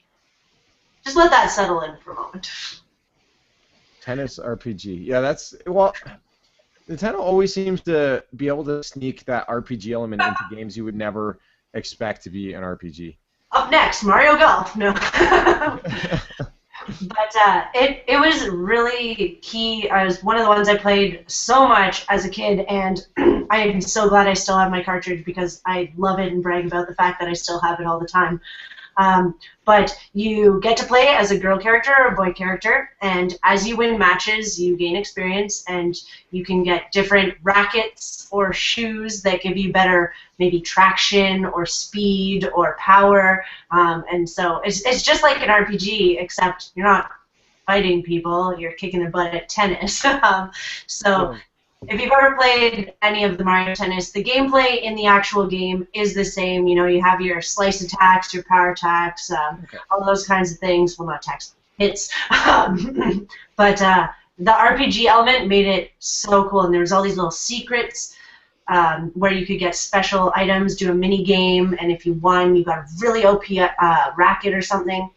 And then the ultimate goal at the end is that you beat Mario at tennis. I've definitely played the tennis games, I think, on GameCube.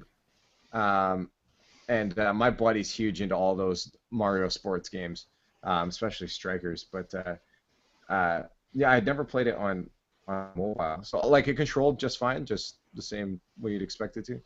Yeah, so I actually played the N64 tennis. I think it was either around the same time or earlier, and it's just like you'd expect. You run around the court with your D-pad, you hit with A and B, and depending, A is one kind of hit, B is another type of hit, and both buttons at the same time is a smash. So it's very simple. I guess you don't need super precise controls when it comes to tennis, I guess, really. No, and it was Game Boy Color, so... GBC. My list is almost entirely GBC games at this point. Mine would have been if I didn't want to diversify. I think the nostalgia is just kind of kicking me in the butt right now here. All right, Charles. Do you have anything else on your list? I think you said you had a couple. Oh, surprise! I have one more. I have a feeling I'm going to agree with this one, and I think it's on my list as well. So you get one guess. And if you get it wrong, you're off the podcast for the rest of your life. I'm gonna guess. I think it's at Hannah Montana. No, probably. Probably the IN to the GRESS. Yep, Ingress. It's probably the mobile game that I play the most of ever. If they had a function to log how many hours you've been in game, or at least had the game running and doing something with it, it'd probably beat any other game that I've played. How many times have you opened it up during this podcast alone? 0, actually. Oh, during okay. this episode, but during other episodes of the podcast, too many. And honestly, I get it, and that's why it's up there on my. I think the only reason it's not number 1 on my list is because once again nostalgia beat it out. But Ingress, it's just something that's always kind of there. It just kind of becomes more of a an everyday activity that just kind of happens. You don't really look at it as a game anymore. It just kind of becomes a part of your daily routine in a sense, and that's. I guess and that's something to say for it. That if a game just becomes part of your daily routine, that's pretty intense. Yeah. Let's see. The only metric that I can think of that could possibly have any bearing on how much I've played this game is I've apparently walked 415 kilometers playing this game since they introduced the metric. What? Yeah, just back? and that's not even like super several months accurate. back. Right? Yeah, it's not even super accurate. No, because mine apparently is only at I think I'm only at 70 kilometers or something. And I know you've definitely gone around playing that game a lot more than 400 kilometers. Oh yeah, definitely. I probably I was pretty much biking in Toronto for 4 hours straight during the anomaly, just back and forth and all around. Pretty much biking it as fast as I could to get from one spot to another to try to defend the next point. And it was, and that's something that I would do pretty much at least once a month, doing something that crazy. And I think spending just hours playing this game. We should all move Ingress to the top of our list because without Ingress, we would never have met the lovely Charles. It is true. I did meet Brody playing Ingress. Yeah, so that's the other side of the game too. Is that I've met people in this, the people that I never would have met before, and clearly some awesome people as well too. So it's a really it's just unique game in a sense that it becomes a part of your life, and it spreads you. It also lets you look at your city in a way that you've never looked at it before too. You're looking at monuments, you're reading plaques on the wall that you never would have known existed because you were glued to your phone, but to something else, right? This way you're glued to your phone, but it ironically it makes you see more of the world. Here's another metric that's really useful. They have a metric for unique portals visited, and I have obtained the gold level for unique portals visited at over 2,000. So I've traveled to places just to play this game. I play this game every day, and I think I'm only at 100 and something. That's because you don't leave the city and play. Go to Toronto, ride the streetcars back and forth down the lines on a Saturday or something. Bring friends.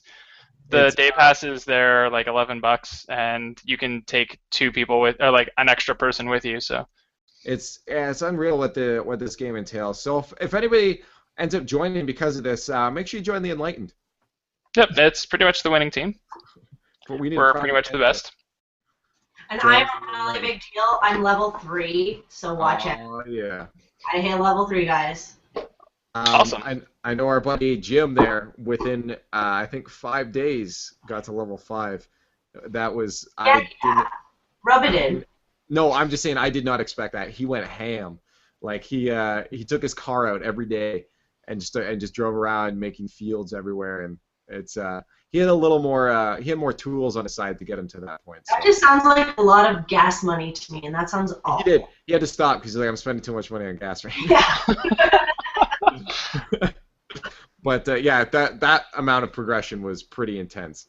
That's why you gotta go biking when you play Ingress. Just gotta bike everywhere.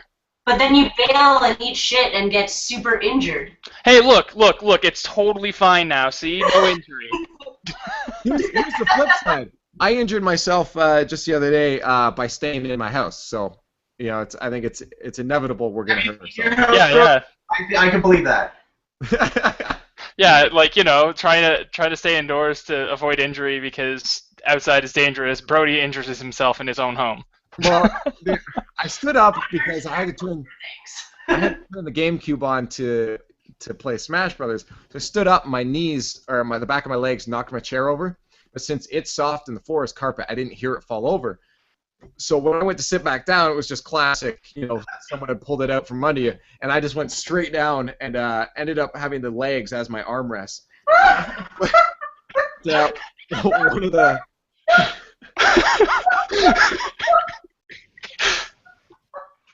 You gotta watch your video gaming. It's dangerous. But yeah, so one of the legs went straight into my arm and then scraped up the entire side of it here. So it's.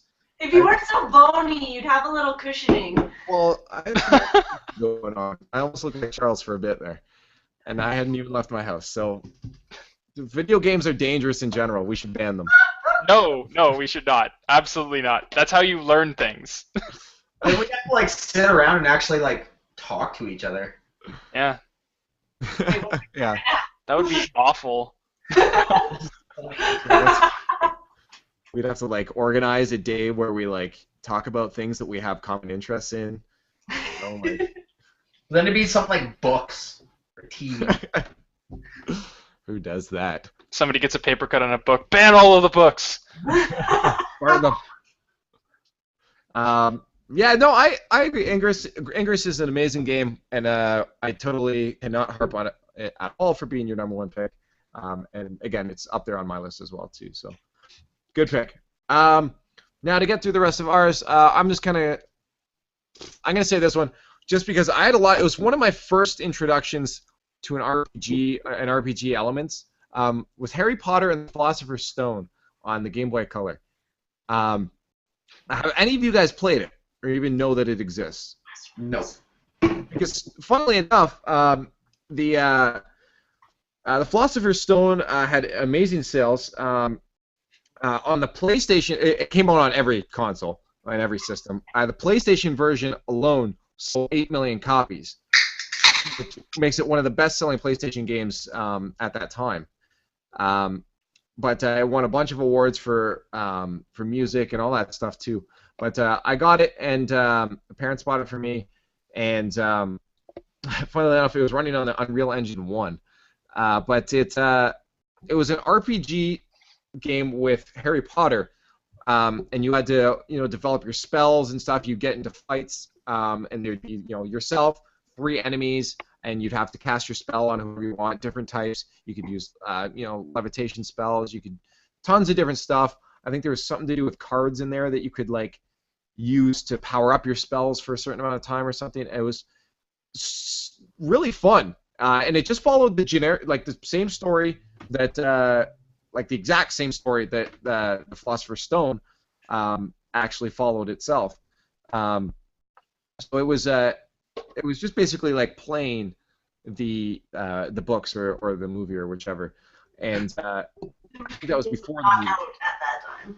Sorry, yeah, no, it wasn't out at that time. So it was like playing the books. So it was really fun. It was a good game. I think I'm pretty sure. I mean, maybe IGN was better back then, but I think they have 3.5 stars or something like that, which is pretty good for a game. That's about what, like 70% or so. So good. I can do maths. But yeah, no, it was a good game, and I enjoyed it as a kid too. Again, first kind of introduction to how an RPG really worked. I didn't realize that that was before I classified games. I just played them. But yeah, I really enjoyed that. It was fun. I wouldn't say go back and play it now because there's probably way better games for it. But at the time, it was. Now, but it was sweet for the time. Yeah, exactly. At the time, it was really fun. It was good, and I had a lot of fun with it. I put a lot of time into it. Yeah, so Harry Potter and the Philosopher's Stone. Very obscure. Oh, I said sweet. Oh, I think you said wait, and I'm like, I'm waiting. Well, now I'm waiting for your next on your list because it's your turn. Yeah, I mean, it's kind of a given. I talked about it a bunch over the recent times that I was on the podcast. Persona 4 Golden for PlayStation Vita. So I mean, this one I kind of broke the rules a little bit. Well, we never really set rules, but it is a port of a PlayStation 3 game. But it had a bunch of added features, a bunch of improved graphics. It was fantastic. It's such a great game. It's anybody who likes RPGs and likes anime. Like, it's perfect. It gives you everything you want. It's like an RPG meets like a dating sim and stuff. So you pick a girl, you're like, yo, I like that girl. You're gonna bang her. And you pretty much can. But it's like in a high school setting, so you don't really bang. You spend a special moment together. That's what the game tells you. But I mean, it's fantastic. The story's really good. And though it's based in high school, it's a lot more mature than like a high school game. Like, I don't think 16-year-olds would get it. They'd be like, what the hell's going on? Like, well, yeah, it is like from Japan. So. Yeah, so it's really complex. Really, like again, just a fantastic game overall. The gameplay is great. The artwork's great. Every one of the characters is just absolutely fantastic. It has fantastic replay value. It's one of the few games that has the new game plus feature still built in, which games don't do enough of these days. New game plus. I see quite a few doing it now. At least in some of the games I've played recently. Like Last of Us, they had one in there too. Yeah. Yes, but I mean, like, in terms of an RPG, there's not a lot of New Game Plus. True. Okay, fair enough. Sorry. Like End Game, but and New Game Plus specifically is going back to the start and remaining. Yeah, and it's a lot of fun. It's also, it can be very challenging too. Like, you have to think strategically about it while you're playing it, while you're doing certain battles, or you'll just get your ass kicked. But the writing team on that game was just unbelievable. Like, it was really, like, to take like a high school setting but make it mature and relatable for somebody who's pushing 30 like myself. It was great. I played it for hours on end and loved every second of it. And it's one of those games, like I was talking about earlier, how I'm cycling through games to get trophies. Like, once I'm done with Fire Emblem, like, I'll probably go back and do a playthrough of it, because I'd love to play through the game again. I played through it twice already, and both times just absolutely adored every second of it. So if anybody hasn't played the Persona series, do it. They're amazing. And Troy Baker's in this one. Yeah, Troy Baker does a voiceover in it. He's good. He's fantastic. He's like, that guy's, him. everything he touches turns solid gold, except for Resident Evil 6, because we'll never talk about that. Yeah, but yeah, good game. That's number 2 on my list. I haven't heard any bad things about those. It's one of those games that if you like it, you fucking adore it. If you don't like it, you don't really have anything to say about it, because you play it for maybe an hour and you're like, whatever, not for me. Mm-hmm. Like, within the first hour of gameplay, like, whether you're gonna enjoy this game or not. Like, it's one of those games. Like, you know what I mean? It's for a niche kind of demographic. Actually, I don't think niche is probably a good word, because it's a huge demographic. But I mean, it's built. Maybe in North America, it's like certain tastes here. Yeah, but it's built for a certain type of person, and if you enjoy it, like, you'll get so much replay value out of it. It's fantastic. True. Awesome. All right, that's going to bring us to Sarah's next one here. Boo, boo, boo. All right. Bringing it back to Legend of Zelda. All right. So this one, it's technically 2 games, but they go together. It's Legend of Zelda Oracle of Ages and Oracle of Seasons. So these were Game Boy Color games that were released together. And, of course, my brother got one, and I got the other one. And they're very similar. Of course, in Ages, you get the ability to control time, so you have the present, the future, and the past, and the map changes, and you have to navigate the different worlds based on the timelines. And with Seasons, go figure, you get the power to change it from winter, spring, summer, and autumn, and the map changes its geography and such based on what season it is there as well. These games, iconic to my childhood, absolutely, but they're Zelda games, so they're also super amazing and available for download on your 3DS through the Nintendo eShop. I have to admit, as soon as I heard they were being released, I was actually on my way to Calgary. I was taking a flight out there to visit a friend, and they were coming out the next day after I landed, and I said, I'm sorry, my friend, I have to sit here. I have to purchase this game because I need to have them now in case you fall asleep or something and I need something to do, and I absolutely have to have them for my plane ride home. And then, I don't know, 3 weeks later, I was done both of them, and I was the happiest I've ever been. So. I'm going to come visit you. I'm going to fly out there and then play video games and ignore you. I honestly didn't play it while I was there, but I had to physically download it so that I knew I got it as soon as it came out. Fair enough. Fair Yeah. enough. Charles, have you played these two? Nope. I was robbed of the ability to play Legend of Zelda mobile games before the DS. Do you have a 3DS now? Yes. They're like $8 each max. You have to. Okay. No, you can't say there's no option. You just have to get them. Yes. Fine. No, they're so good, and honestly, you have to play them together because they're similar but not the exact same. So it's really cool to see them side by side. Play them. Get them. Yeah. Peer All right. pressure. Peer pressure. All right, I'm gonna get next to mine. I doubled up on this one just because I couldn't decide between these two, so don't shoot me for this. Both are PS Vita games. Both are really good games. As we know, I'm Uncharted. I'm an Uncharted fan, and there was an Uncharted game that came out on the PS Vita called Uncharted Golden Abyss, and the game, while not being as good as the ones on the PlayStation systems, it was still an amazing game, and it was still really well done, and it's still super fun. So Golden Abyss is the first one on there. And the next one is Tearaway. Tearaway is a phenomenal game. Also been announced that it's coming out for the PS4 now as well, with new features and stuff being added in, because the motion and the touchpad and all that stuff. Yeah. Pants? I'm confused. Sorry? Tearaway, it's a type of pants, right? Oh, yeah, something like that, yeah. Oh my god, I used to own a pair of Tearaways. As the only other person with a Vita, I think, Zach, have you played Tearaway? No, I haven't. I've heard really good things, though. I kind of do want to check it out. I played it, and I got pretty far in it, and my save file got corrupted, and I had to restart. I got really frustrated, but it's the only game that I've actually been really tempted to go back and play again because it's super fun.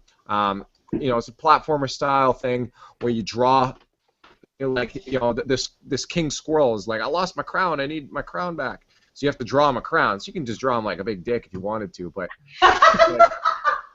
you can draw whatever you want, and you just put on his head. You change the size of it and everything. So it's super fun. You kind of make change the size of my dick. I just put my dick on his head. And no, Bent and awkward. It's super fun game, and it's beautiful too. Good art style. Everything's made out of arts and crafts. The sounds are good. It sounds like real paper folding when you pull it back. You have to use your finger to open a door or something. Really fun game. Utilizes all the peripherals of the Vita. Touchpad on the back, the front, the camera, motion sensor, everything. So it's really super fun game. And again, if you want, borrow it from me. I got it, but I do recommend a playthrough on it. It's super fun. But yeah, that's the other one that tied up for my second place there, just because it is super fun. Are you okay? I want to say hello to our really late joiner here, Eric Miller. Hello, Eric. Hey. Hey, Eric. What's up, buddy? He's a few weeks late. Yeah, I have to apologize because I've been. I'm sure you haven't let everyone know, but I've been in the process of buying my first home. There we go. That's a big stuff. Congratulations. Yeah, thank you. And I close on the 19th of September, so I'm pretty much through the fire and the hopscotching and all the bullshit now. So I'm back. I'm back to full force here. Good.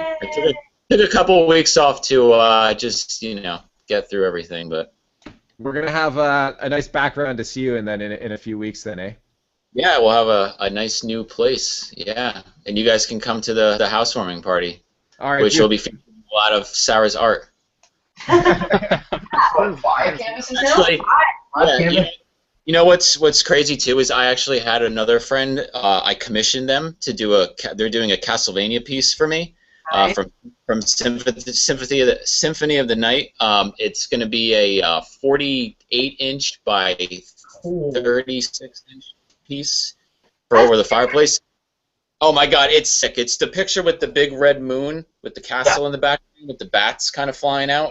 It's going to be nasty. I'll make sure to get you guys a good picture of it. Right. Pretty stoked. So yeah.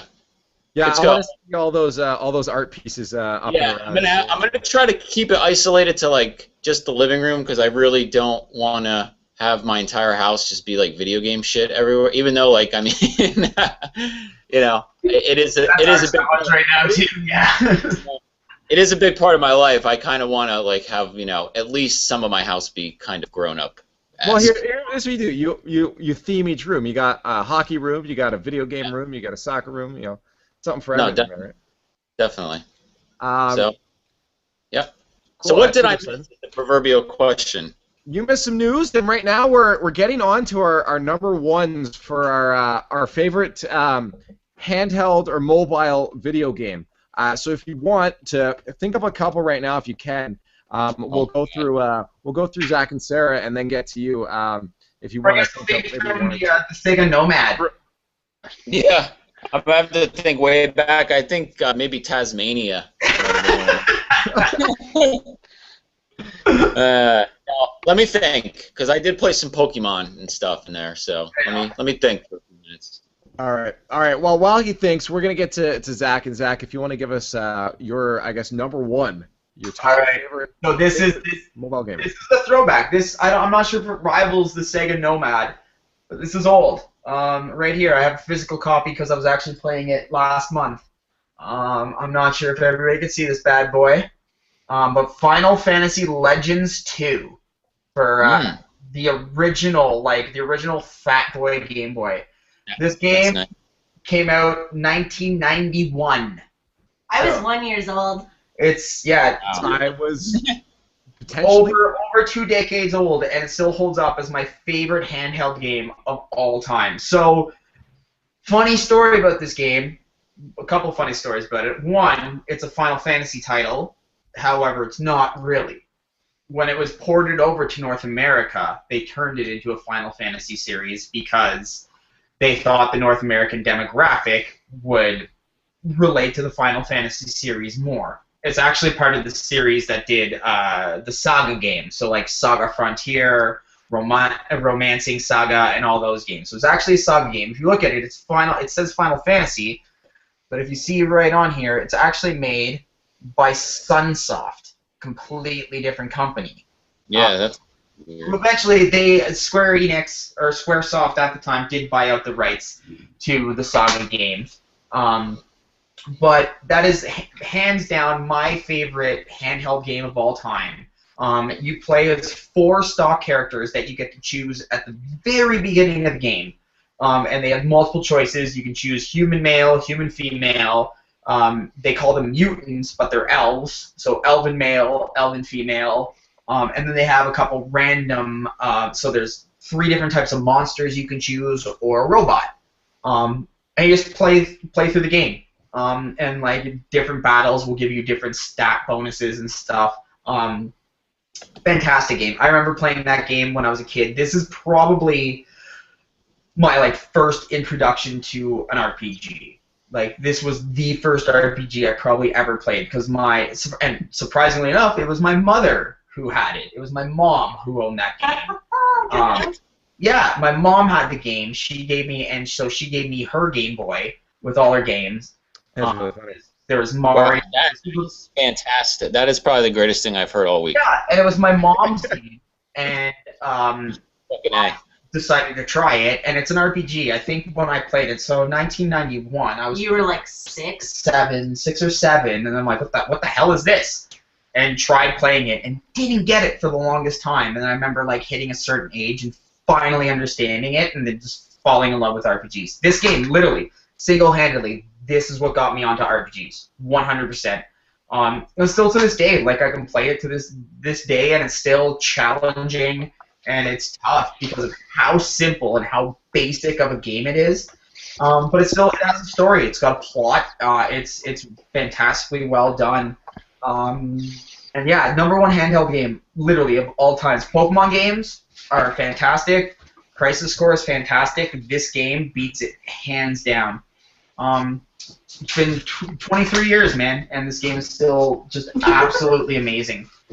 Absolutely amazing. So anybody who hasn't played the Legends series, do it. It's great. And yeah, and it's not even a Final Fantasy game. So if that's people are like, oh, let's just talk about another Final Fantasy game. It's not. It's not. It's just given that title. They just put it on there. Yeah. Now, does anything relate over then at all? Nope. Not a thing. Not a thing.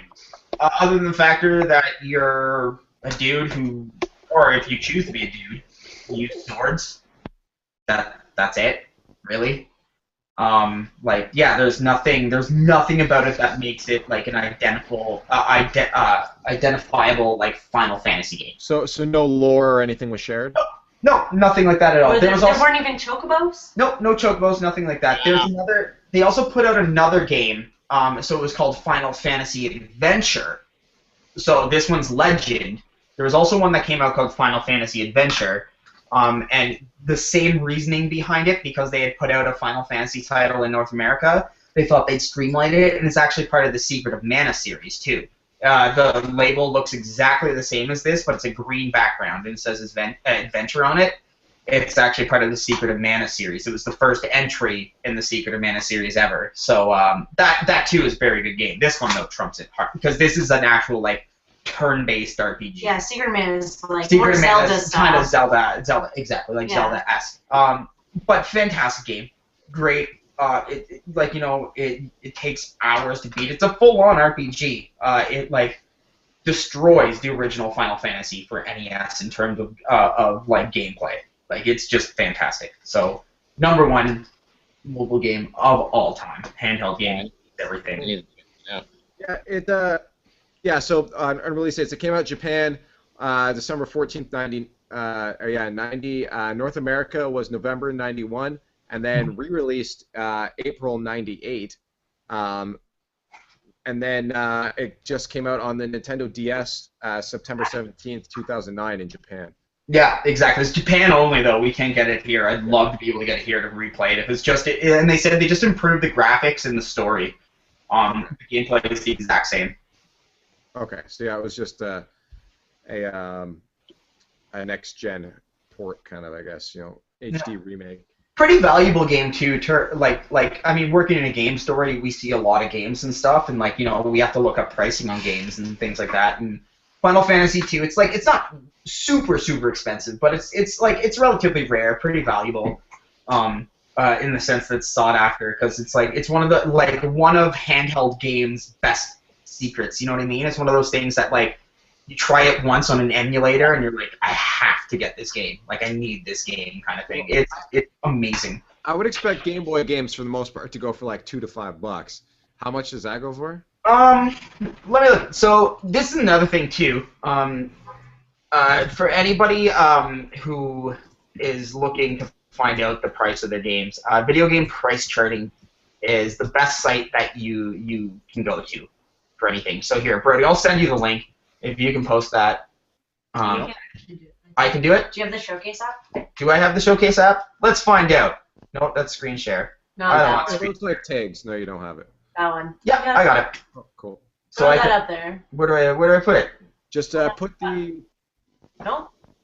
Hey, I'm back. Nope, I can't do it. So I'm going to put it in the chat, Brody, and you do it for me because we just wasted 30 seconds. All So right. this is the website that Games Exchange uses for pretty much everything. We're developing our own system. However, that's what we use. And it's a good way for people who are trading or selling games to welcome to the see what 90s. things are actually valued at. So if you go into a certain like if you go into a certain game store and you think something's overpriced, you can actually, look it up and see. Anyways, it comes up. It's a $10 cartridge for on Game Boy. So I mean, it's like double the price of a standard Game Boy cartridge. Yeah, that's still pretty good. Is this worth anything? Pardon me? What is that? No, that's Final Fantasy. That's Final Fantasy Advance 4. So 5. Or 5, yeah. It's not worth anything? Let me find out. See, this is the good thing about it. I can tell you exactly what it's worth. I bought it a while ago without a Game Boy Advance, and I never played it, and I think I remember it being like a decent amount of money. It's worth $20 loose. $20 Oh, loose. it is. Okay. $20 loose, but that's good for a GBA game for sure. But that's the thing, right? Is that so? That's kind of a good segue into that. Yeah, it's a very good tool to learn about, like, your prices of games. You need to get Steven to update this website for them. Yeah, it's a little bit dated, but still. It works. Yeah, and it's great. It's got everything in it, and it actually tracks like the price points at different times a year, like throughout the years, like month by month. So now my question is, who gets to decide what the prices are? So what it does is it pulls data from Amazon, eBay, and there's one other site on there that it pulls data from, and it's based off of not listing price. It's actually on completed transactional price. And on the website, when you search a game, you can go on and you can see one. It'll tell you the volume of sales in terms of whether it be years, months, weeks, or days, and it'll show you the history of completed transactions. So what people are willing to pay for it. It's incredibly, it's an unbelievable tool for anybody who's a video game collector. It is perfect. You can tell what games are worth what. So if you walk into a store and you see somebody selling Final Fantasy VII for $75, you can be like, dude, that's ridiculous. And they're like, why? It's Final Fantasy VII, and you can pull up the data and be like, here you go, man. It's valued at $25. Incredible tool for anything. Like, you can look at things too, like disputed, like Earthbound, for example. Everybody knows. When you think of expensive video games, you think of Earthbound, and like that's the thing, is that even on price charters like loose price, it's going for $180 right now. So if anybody selling it for more than $180, don't buy it. Not worth it. You can get it for cheaper. And $180 and they give it to you, like the number they give you too is on the higher end of things too, right? Like they give you like what it peaked at. So like Earthbound right now, probably about $160 game. I wouldn't buy it for anything more than $160. Why is Earthbound so much? It's supply and demand. So they didn't produce the cost of it when they made it, and now it's a game that everybody wants to copy, and there's just not enough to go around. Like Mega Man X3, for example, is up there too. Mega Man X3 right was $160 game. Like, it's $160 cartridge. So like that's the thing. It's a good tool. It's a very, very, very good tool. This is what we use for anything that's not in our system. This is what we use to at Games Exchange to determine our holy. Oh, that investment went up. Yeah. Nice. Sorry. What the hell is going on? Sarah just looked up a game she bought for $70 in Kingston. It's now valued at $150. So. Wow.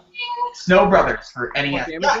Snow Brothers for NES. Snow Brothers. I love Snow Brothers. Oh, that's the one you were telling me about, yeah. Yeah. Good But game. anyways, yeah, good tool. And it's like, yeah, you can tell about the rarity of the game too, because it tells you also how many times they're sold on top of how much they're worth, right? Yeah. So yeah. Anyways, Cool tool. we got That was a segue. yeah, segue. But Final Fantasy Legends 2, super awesome, bruh. All right, Eric, you've been given some time. Can you give us anything? Is there any favorite mobile games you can think of right now? And then we'll jump back and then come back to you after that. I had games that I was just thinking of were the Dragon Warrior series. Awesome. Dragon Warrior 1 and 2. I liked. There was a Dragon Warrior like monsters quote unquote game. Wasn't that for DS? I think that was for DS. That was for Game Boy Color. Oh, okay. Pretty sure Yeah. they went out for DS too. That was the one I know. But yeah. Yeah, it was. I think they were pretty similar, if not the same game, just ported on a different system. But yeah, you just like collected and bred monsters and fought, almost like a Pokemon Stadium kind of scenario. But it did have RPG elements, to it, which were kind of cool. Man, there were so many. Like I went apeshit with Game Boy and Game Boy Color, and then didn't. And like I was telling Brody before to everybody else, like I kind of got out of the mobile handheld gaming, and I was just strictly a console kid.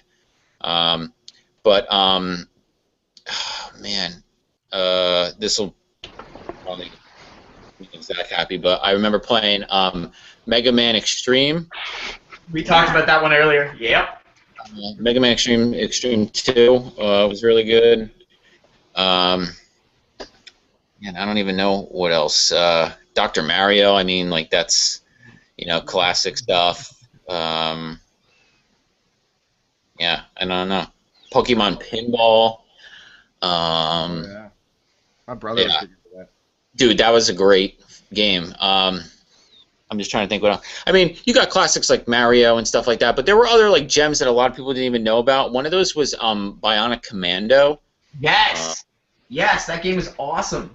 That was a sick game that like not a lot of people ever bought, owned, I mean, it's kind of like well known, but like people will be like, oh yeah, I know Bionic Commando, but you ask them if they actually played it beyond that, and a lot of people will say no. It's and true. if you're, I know what it is, but I've never played it. yeah, you need to play it, dude. It's so good. Just such it. You know what, man? Like, and this is me getting all nostalgic and shit, but part of the reason why I'm so into retro stuff, and not retro stuff, it's just games like that. The development to me, I don't know. I just feel like so much more thought. Like, granted, there was a lot of shit that came out back then. If you look at like the Atari porn stuff and some of the other weird, wacky shit that people were just using to make money. But aside from like the Call of Duties nowadays, there was so much more thought that went into a lot of those games back in the day. I think it's because they didn't have the tools to make games back then, so they had to make the tools to make the games. Well, and that's exactly it, right? The game had to speak for itself. Like, they couldn't rely on fancy graphics and like smoke and mirrors, essentially, right? Like, they couldn't rely on that. The game on its own had to stand up. There's so many, like, in terms of the RPG world, there's so many SNES RPGs that trump any new wave RPG out right now, hands down. You think of platforming games, even the NES and SNES Castlevanias, the NES and the SNES like Super Mario's, the NES and the SNES Mega Mans, like those all compared to platforming games now, those still all destroy. The mechanics in the game were so simple, but perfect games. Like that's the thing, is because they had to be perfect. If they weren't perfect, nobody would buy it. Think about glitches back then. Think about the term glitches and exploits compared to games now. Were those a thing? There's few. Like, I mean, Pokemon, because it's been studied so hard there. Yeah, you got the and all that, yeah. But in the grand scheme of things, like, glitches and exploits didn't really happen. I can't think of any in the, to be fair, though, I don't know if it was more the fact, that they tried harder to make it perfect. It's just that in games nowadays, there's a lot more, like, dynamically, there's a lot more going on. Like, you're not just set in a 2D world anymore. You're in 3D space, and that creates a lot more issues. But that's what I'm saying, though, is that you also have larger teams and more money going into more money and larger teams. But no. What I was saying, though, is that, like, the game itself had to stand up on its own. I'm not saying that it was probably easier to make a flawless game back then in terms of system. It was probably easier, but I mean, still, like, you had people that, like, tested the shit out of a basic, simple game. Like, where now it's like, a game's like, oh, it's ready to go, let's put it in production. The game is broken, you can't play it. And they're like, oh, sorry, guys, you paid $60 for this game, give us a couple months to patch it. Certain games, they're just like, yeah, we fucked up, we're not patching it. Thanks for the $60. No, Yeah, but they'll release the game and not even care, knowing that they'll just, oh, fuck it, we'll just patch it in 2 months, That's what's happening. Not to get off topic, I want to come right back to this, but just, as an example, NHL 15 is coming out in... Yeah, we went over that, and I wanted to tell you about that, but I guess you already did it. Their online team play is not even in part of the game now. Like, that's an essential core item for that game, Well, it is coming in a few months. Oh, yeah, patch is coming forward, I'm sure. But, you know what, so fuck EA, and coming back to that, I think it does speak a lot because exactly what Zach was saying was that, you had more of a just a level of, I think, for the consumer, where you knew, and that was the thing too, was that we also, and they knew this, we didn't have YouTube back then. We didn't have, we had fucking like GamePro magazine and Nintendo Power to tell us what games were good and what games were bad, because 90% of the times when I bought a Nintendo game or an SNES game, like, I was just looking at the fucking 3 pictures on the back of the carton and buying it. Just saying, like, wow, these 3 screenshots look cool. I'm going to waste $55 that took me 2 months of raking fucking leaves to save up, and I'm going to waste it on this game. And, sometimes they were shitty and sometimes they weren't. But a lot of times in GamePro or Nintendo Power where they'd give you that like 20-page like level by level just like complete things. You got to look at the game in full, and you never saw anything move, but you're like, this game looks sick. Yeah, I'm getting it. That's it. And like it was cut and dry. Like with like older games, it was like you put in a game and that's it. Like that's the game. There's no patching. I think they did have something like. I don't think I'm just doing a bit of a new age defending. I think it also helped that back then there weren't a lot of things done, so being creative was a little easier. Now, being creative and coming up with something completely unique is pretty hard because almost everything's being done at this point. I agree. I disagree. It's bigger, but I think what's like in terms of retro games compared to games now is that a final product was a final product and that was it, and it spoke for itself. There is no such thing now. In video games, there is no such thing as a final product. There isn't. Because you can always patch it. And DLC and whatever. Look at Street Fighter 4. That game's been out for what, 4 or 5 years now? Max. There's been 6 or 7.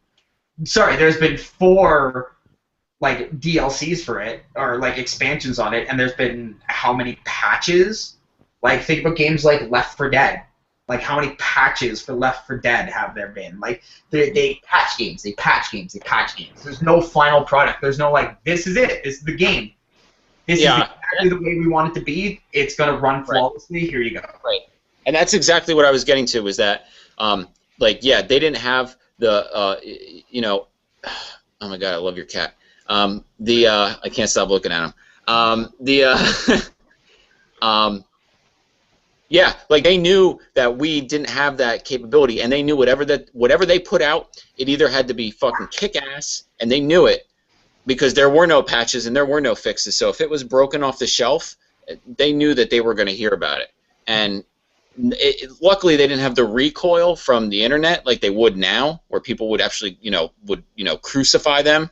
But I think they put more thought into it. Because they didn't. Now, granted, there were a lot of shitty games that came out for NES and Super Nintendo and Sega, but there were a lot of games, that came out that you played it. Even N64 and PS1 and stuff, right? There was tons of shitty games. I think actually, I think the platform that probably had the most per capita shitty games was probably Xbox, the original Xbox, the PS2, and the GameCube. Probably had the most shitty games, right? Because that's when it was like the pinnacle of video games being like an actual market. And like think about how many PS2 games there are and how shitty some PS2 games look worse than PS1 games. It's all about Ratchet and Clank, man. But that's the thing though, right? But it's like back then it was like a final product was a final product. This is what you get. It's perfect. Go. Right. So people would be like, yeah, this game fucking sucks. And they would never touch it again. I mean, on the flip side, though, is that if something is broken in a game today, the developer has the ability to fix it for you, so it is It's playable. a catch-22 though, right? It's a And catch-22. and Yes. you're not wasting your money. You know, back in the day, you buy a game, it's broken, it's broken. No, there's still situations. War in the North. Sarah and I bought a game, a Lord of the Rings game that we were pretty stoked to play because it was a hack and slash, just Lord of the Rings game. And multiplayer on and screen. multiplayer on the same screen. Like it was gonna be sweet. We were gonna play it together. It is broken, and the developers said like, yeah, we fucked up. It's broken. We're not planning on fixing it. Peace. We still beat it. What up? Like, but that's the thing, right? It's like there are game-breaking mechanical issues with the game, and they're like, no, we're not doing anything. Like, no, I know. I'm not saying like that can't happen. But what I'm saying is that on the flip side is back in the day you buy a NES cartridge, game's broken. That's it. You spent your $60 whatever on this game. Now you spend $60 on a game for your PlayStation or Xbox. The chance for it to be fixed is higher. I would rather risk my money on a broken game on a new gen system than on an old gen system because it can be fixed. I can't think though of very many. Like off the top of my head, games that had issues on the SNES though. Like that's what I'm trying to say though. Like per volume. Yeah, but they also. I'm not debating anything. I'm also just kind of playing devil's advocate. They also had the less. Absolutely, but you should. And I'm saying like the ability to patch games, though I'm like being like fuck it, they can just patch a game now.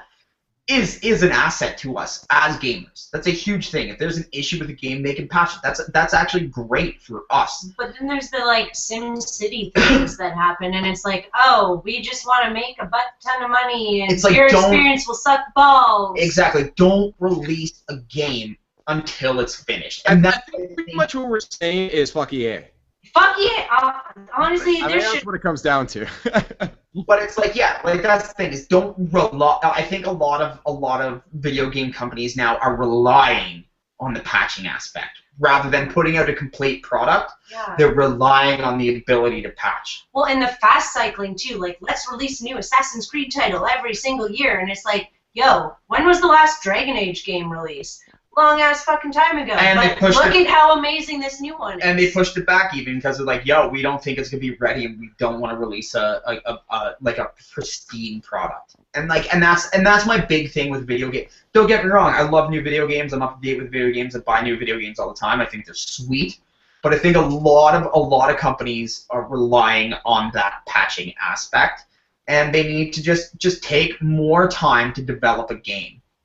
And I think even still, it's even from a marketing standpoint, the longer that you make people wait, there's like that like green zone, like like the distance from the sun to the earth, how we're like in that perfect green zone.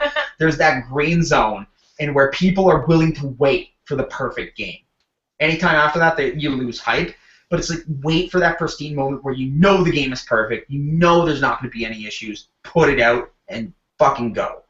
And I think we have to worry about patching. We always come back to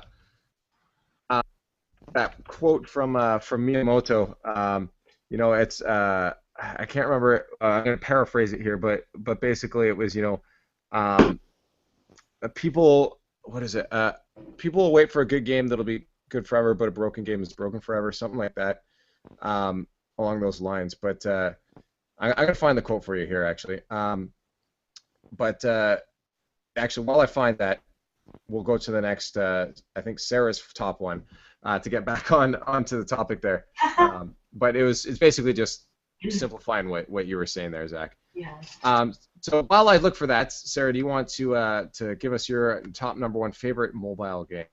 So this might start a little bit of a debate, but at the beginning of this episode, Zach denounced Pokemon. I never denounced it. I said it's like the Allfather. He said it was too obvious to put on his list, but for me, I save it for the top because honestly, half of the handheld games I own are Pokemon. Like, we have multiple. This is only our pre-DS copies. Like, half of our games for handheld are Pokemon, and so. In that spirit, my favorite Pokemon game is Crystal. And that is my baby. for multiple reasons. Obviously, I love with Crystal. second generation, the one and only time that you get to explore 2 different worlds, gather 16 badges. That's a huge advantage. But notably for me personally, as a person of the female variety, it is the first time you can play as a female character with lovely blue hair. So that was really cool to me because it was always like, oh, I have to be Ash or whatever. So Crystal is also one last thing that I just remembered is really notable about that game is you actually get an extra baby egg in that game compared to gold and silver. So you get Togepi in gold and silver, but you actually get a second one that is random to the babies that they introduced in second gen. So you could get a Smoochum, you could get a Cleffa, you could get Magby, like all of those babies that were released, it was just totally random which one you got. So there were so many times when I would just like restart the game to get the baby I wanted. That is a fistful of Pokemon. And just the first There's 3 a gens. lot of Pokemon games. There's a lot of Pokemon. We have more in the DS variety. I say mine's about half. 11. This isn't even considering the DS cartridge. This is 11 titles right here. 11 Pokemon games. That's ridiculous. Yeah. Like, you can brush over Pokemon because it's so obvious, but I think there's also a conversation to be had about how iconic it is in the world of handheld. Alright, I'm allowed to do it. I'm throwing Pokemon Blue in there as best game ever. Yeah.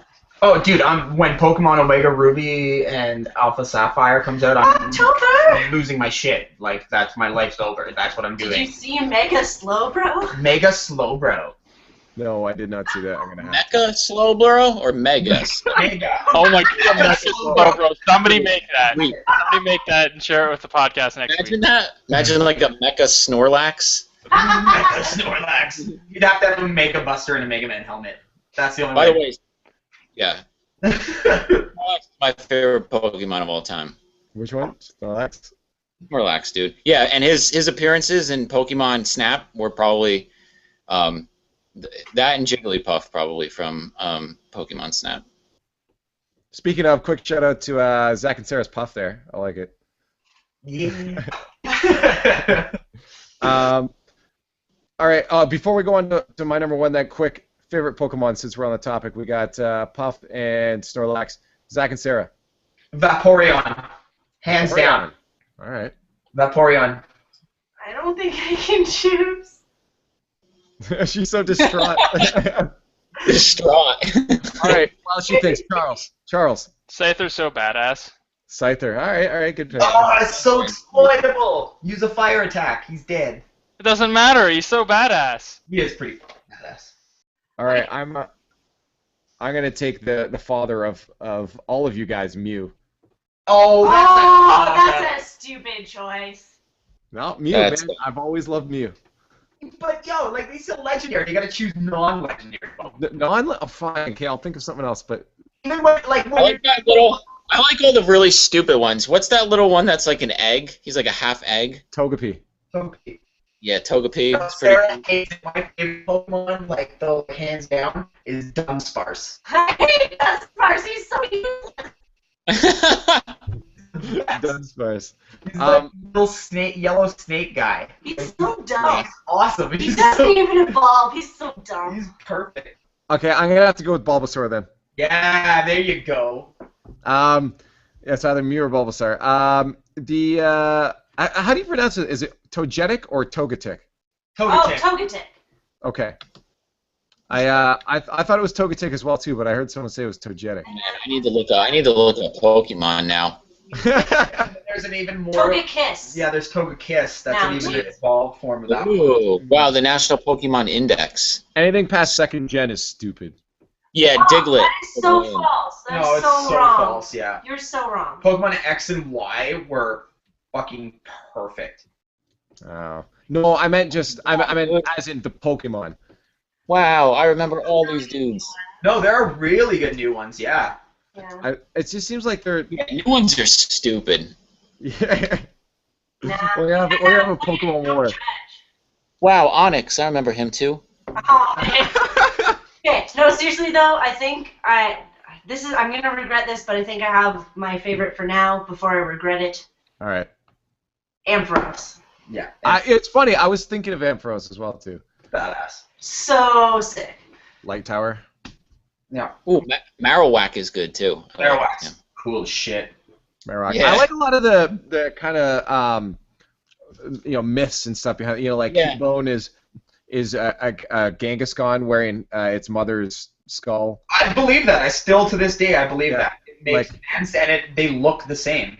Yeah, I believe there's a lot other stuff. The reasons the creators came up with certain Pokemon as well too, that we still don't know, but that makes a lot of sense. And then there's ones that look like a garbage bag and they call Trubbish, and it's like, oh, what was their inspiration for that? Let me guess, a garbage bag. Yeah, well, see, that's what I'm saying. Like some of the new ones, they weren't even trying. Yeah. Yes Some of and no. them, but not all of them. That's the thing. You can't discount the whole thing. I'm looking at some of the newer ones, and I'm not really impressed. Like, what the fuck is Teddy Ursa? Oh, there's Teddy Ursa, yeah. It's a teddy bear. Styles just long. Bear tick, he's sweet. Another link that should probably go up. If anybody hasn't seen Honest Game trailers, Oh my their gosh. Pokemon one. You will laugh so hard. My God, it is like literally the funniest thing you'll ever see. It's Honest Trailers doing the first Pokemon Red and Blue, and they list off the 151 original Pokemon. But they don't say like it's not Bulbasaur, Venusaur, Ivysaur, or whatever. It's like they make up names for them, and it's literally comedic gold. It is. It's like that guy that tried to get his mom to name all the Smash Bros. Character, and she. Yeah, exactly. So are like Sword in the Stone. yeah, Mew. They refer to Mew as Space Fetus. Space Fetus. And it starts as Bulbasaur's like the one that no one ever picked. I think that's why he was my favorite. I always liked Bulbasaur. I always liked too. Bulbasaur. Yeah. I pick grass in every game I play as grass. Well, it's It's the easiest yeah, no for the disrespect, first two. but it's easy mode. I don't know. I was Bulbasaur's easy between mode. Bulbasaur or Charmander because Charmander was the hardest one to start with. Bulbasaur was the easiest to start They with. refer to Blastoise as Water Bowser. Water Bowser, yeah. I have a Snivy plush in my bedroom actually. Nice. Oh, cool. Yeah, I've always liked the grass starters. But I guess Eric, have you come up with like a top game yet? Is there anything else that you want to get to for like maybe your top pick, best handheld game you've ever played? Man, I don't know. All right. Maybe Sonic, maybe Sonic for a Game Gear, or like Kirby's Dream Land. I guess you are kind of limited. You're stuck. Anything? Yeah, because I told you I didn't make it very far with the handheld games, so. That's all right. I guess I'll get to my number one then. For Todd, and I have some runners up as well too. But for now, I'd say my number one. And if you have a Vita and you haven't played this yet, honestly, you need to play this. I'm not even gonna lend it to you. You need to go and buy it. Gravity Rush. Gravity Rush is a phenomenal game. That's actually where Cat from PlayStation Altar has come from. Gravity Rush. Actually, it was free on the PS Plus for PS Plus members not too long ago. I purchased the game, but it's a phenomenal game. Basically, the whole mechanic of the game is that you're I forget what she's called now, but she Cat? Huh? Is her name Cat? Yes, her name's Kat, but I forget what she's called. She's a certain type of person that can manipulate gravity, and so she can float in different ways. You can, and I didn't realize at first that it was completely open world, as well. And so you can go running through the cities, doing different missions, doing quests to further the story, but you can just start gravitating around. There's parts below the city, like the sewers and stuff, that you can get down to if you fall down and then gravity towards something. We have a limited amount of gravity you can use. There's hidden gems throughout this whole city, and there's still stuff that I keep finding. But our artistically, it's so beautiful. It's the cell shading, done really well. It's kind of like a steampunky kind of vibe to it. The whole world to it. It's a floating city. The story's really good and I'd say pretty unique as well too. And the whole package is just. It really opened my eyes because at first I wasn't gonna play it because I'm not interested. And then when I actually played it, I'm like, this is unreal. This is opened my eyes to what a mobile game can actually be, and that I need to start taking them more seriously. Honestly, Gravity Rush, if you haven't played it, you need to play it. It's pretty Japanime for you, Brody. Sorry? It looks pretty Japanime for you. I'm surprised. I have no borders I don't cross. I just tend to not like a lot of those games. But this game really freaking well done in every aspect. And I think Zach, you need to pick it up and play it. I'll check it out for sure. 100%. You actually enjoy open world. I actually think I can almost guarantee you, like with a 99.9% surety, that you will enjoy the game. Phenomenal game. But that's at my top there. And I think it's time, if you guys have any runners up, we can throw them out now. I'm gonna just throw out my couple now. One I played back on the Game Boy Color was Jeremy McGrath Motocross. That was a terrible game for the PlayStation. Holy fuck, that sucked. Maybe for the PlayStation, oh, but on the Game Boy Color, it was so good. It was the greatest game ever. It was one of those games that I thought was like the shit, like playing it back in the day, and I played it not too long ago on the Retrocade, and I was like appalled that I actually considered it to be like a decent game when I was a kid. Like it is that awful. I played it. I played it again on the Game Boy, and I still enjoyed it. So it had that. At least on that system, it was still good. But I loved it. It was the fact that something like that, it had skill, like a lot of technical skill involved. You had to hit ramps at certain angles.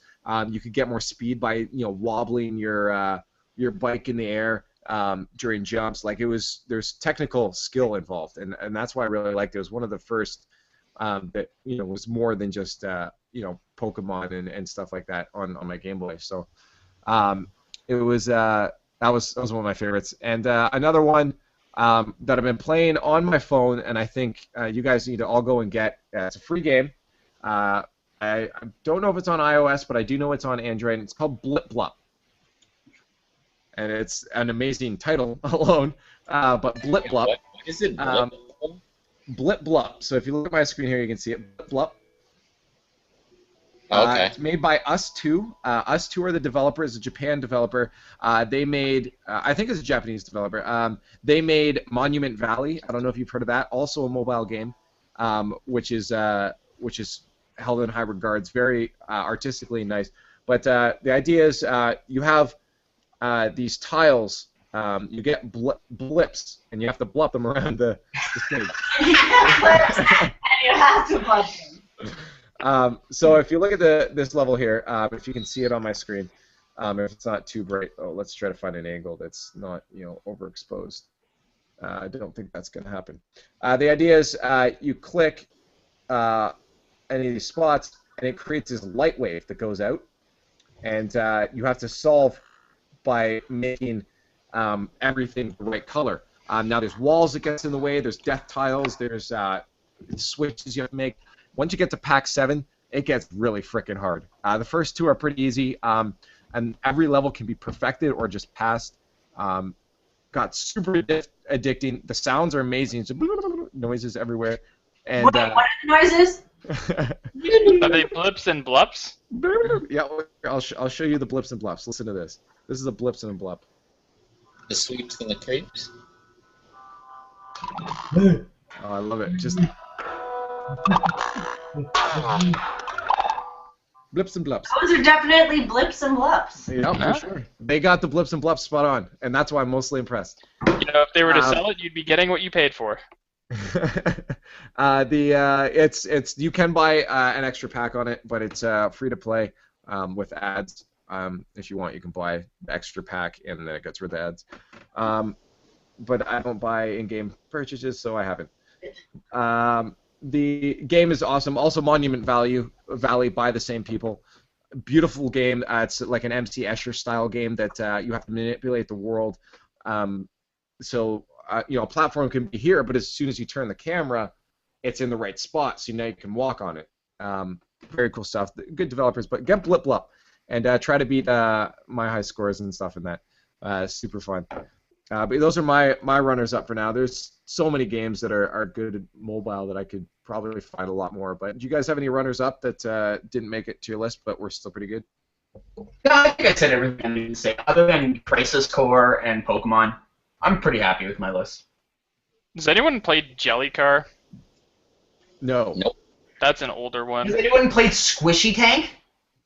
No. I can't believe that that's a real freaking. It's a game. random game that we got. It's on DS. We got it in at Games Exchange. We have never heard of it, never seen anybody play it, and it just looked like the most random thing on the face of the Oh, I thought we were just naming random adjectives and saying an automobile after. No, that's a game. The game is. Have you played Fluffy Airplane? What system is it on, sorry? DS, Nintendo DS. It's called Squishy Tank. It looks super Japanese. It sounds like it too. It does. Charles or Sarah or Eric, any runners up? I have some cheater ones. Okay, go. I have 2 honorable mention ports. So, obviously, Ocarina of Time and Super Mario 64, 3DS and DS. And those games are amazing, and I was so glad I got them on handheld. Fair enough. I can I'll go with the 64 one for sure. My buddy spent a heck of a lot of time trying to figure out how to get Waluigi in that game because there was rumors, and I think that came up back in a rumor episode. Yeah. My favorite episode, yes. I still have nightmares of that freaking, what is it, Penguin ice slide level. It's like one of the early ones, but I just hated it, and I still to this day I just like I get so bothered by it. Yeah, no, it was good. We got a question at the side there. Then before we head off, Portia asks us, first of all, happy 1-year birthday! Yay! Yay! Yay! Those are sound effects when we need it. Who's second- 1 year old? Yeah, we are. For 1 year old? Really? Yeah, this is our 52nd episode, and being as there's 52.17 weeks in a year, that makes us 1 year old. Yeah, and we've Wow. already done an extra 0.17 episode already. Yeah, here we go. That's This is a long episode. Anyways, she says, second, I was curious if you guys have ever played a game that you weren't especially excited about, but ended up really enjoying. Well, I just kind of gave one there. Gravity Rush, wasn't super excited until I played it and then loved it. And then same with more notable one then would be Destiny. Super didn't care about it at all. I'm like, wow, this looks really dumb, and it looks like a Halo knockoff. Of course, it's all they know how to do. And then when I played it, my mind was entirely changed. My world was shifted upside down. yeah. Yeah, is there any games that fit that that profile for you guys? Yeah, Catherine for me actually. Catherine, when it first came out, I had no desire to play it. It looked like a feminine game. The way the marketing strategy was, and the way they're just like It's called a girl name, and it had a girl on the cover. the case artwork and stuff, and I ended up playing it, and that's what turned me on to Atlas in the first place. And yeah, just fantastic. One of my favorite games of all time, actually. So it was a game that was like, I'm like, yeah, that's weird. Sarah ended up picking it up randomly. Saw her play it once, around it, and I'm like, yeah. So Catherine for me was that game for sure. That makes sense. Yeah, I'm in the same boat. I'm still not interested. Maybe I will enjoy it then. It's a good puzzle game. It's fun. Yeah, it's a puzzle game. That's what it is. It's a puzzle game. It's got its little But a dude who skin, but drinks beer and sleeps with girls. turns into like a sheep man. But for me, since we're over here, I wouldn't really say I really enjoy it, but I definitely did end up enjoying it. But related to this is we never ended up talking about Far Cry 3 Blood Dragon. And at first, like, he witnessed me pick up that game, and I was like, I hate it. This is awful. I don't play these kinds of games. Why am I doing this? And then a week later, I was like, leave me alone. I'm playing Blood Dragon. Just go away. So that one definitely was a pleasant surprise from my recent memory. Yeah, that was a good one. Yeah. Yeah. Eric, is there anything for you that you're just like bug? The only thing I can really say or speak of right now, because my brain is kind of fried, and I'm a little upset that Story's not here to hear this, but I started playing Payday 2 a couple days ago. There you go. And I'm actually like pretty into it right now. It's surprising. Everything he was saying about it is pretty much true. Except, according to him, I got the degenerate version for the 360, and like the PC is far superior. Oh yeah. PC Master Race. Yeah, I'm a loser and all that stuff. So, but That's okay. That's okay. Story is not presently playing Payday. As a matter of fact, I think he's still in game in Awesome Knots. Oh, is he? Yeah. Oh no, he's not in game in Awesome Knots, but he did start that up. And he was asking me if I play Awesome Knots or on Awesome Knots. So he's playing that now. Okay. He's got a new obsession now. We have a KW Smash player here. Who's Whoa! Whoa!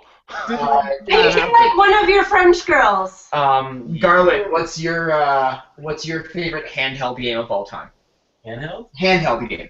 Oh, probably Tactics. Like War of the Lions? War of the Lions? Either that or Fire Emblem Sacred Stones. There you go. Ooh, that's a good one. Yeah. Fire Emblem, good series. And he's the first out of our crew who started playing the new Sword Art Online for Vita. And what are your first impressions of that so far? It's different. Yeah. Because it just kind of throws you in. So if you've never watched the anime or just immerse yourself in that world at all, you're going to be confused as fuck. But a lot of people are saying they've never even watched the anime and they played it and they liked it. Sweet. It's very overwhelming. It's a very over-the-top JRPG. Sweet. So it's good. I'm like it. Mm-hmm. What was I going to say? Oh, yeah, Charles, to Portia's question there, did you have any game that you looked at, you're like, I'm never going to enjoy this, and then you enjoyed it? Dota 2. Dota 2? What happened? Did the cat pee on him? So much hair. He was wearing a nice black shirt, and he's covered in hair now. Cat hair. Yeah. We're going out later, so. It was like he was covered. Like it's like he just rolled around in cats. Okay, we're listening to Charles now. So is that when you were playing LOL and you're like, F Dota? Yeah, F Dota. And then I play Dota, I'm like, F LOL. Right. I'm gonna start playing. Gonna start playing Dawn Gate or whatever the hell that game's called. Dawn Gate, Dawn Guard, Dawn of EA, whatever. And then I'm gonna start hating both Dota and League because they're too meta. Yeah. Now I wonder if it's a good thing we find these games because it kind of makes you realize any games you may have hated in the past, maybe you would have liked them because you've now tested the theory that that you just judging a game right off the bat may not be a good thing. Right. So yeah, I think it's definitely just in the recent time opened me up to trying things before I can flat out judge it. Especially with that Destiny thing. I just in no way was excited for it at all, and I thought it was stupid, and then ended up on the complete flip side from 0 to 100. Just like that.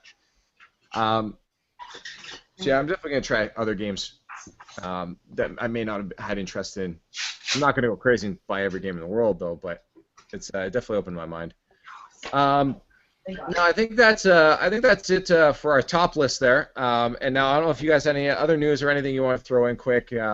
We spent 3 hours on this one. I think we spent a lot of time talking about it today. Yeah, it was some good discussions. So we're having a cat hair emergency too.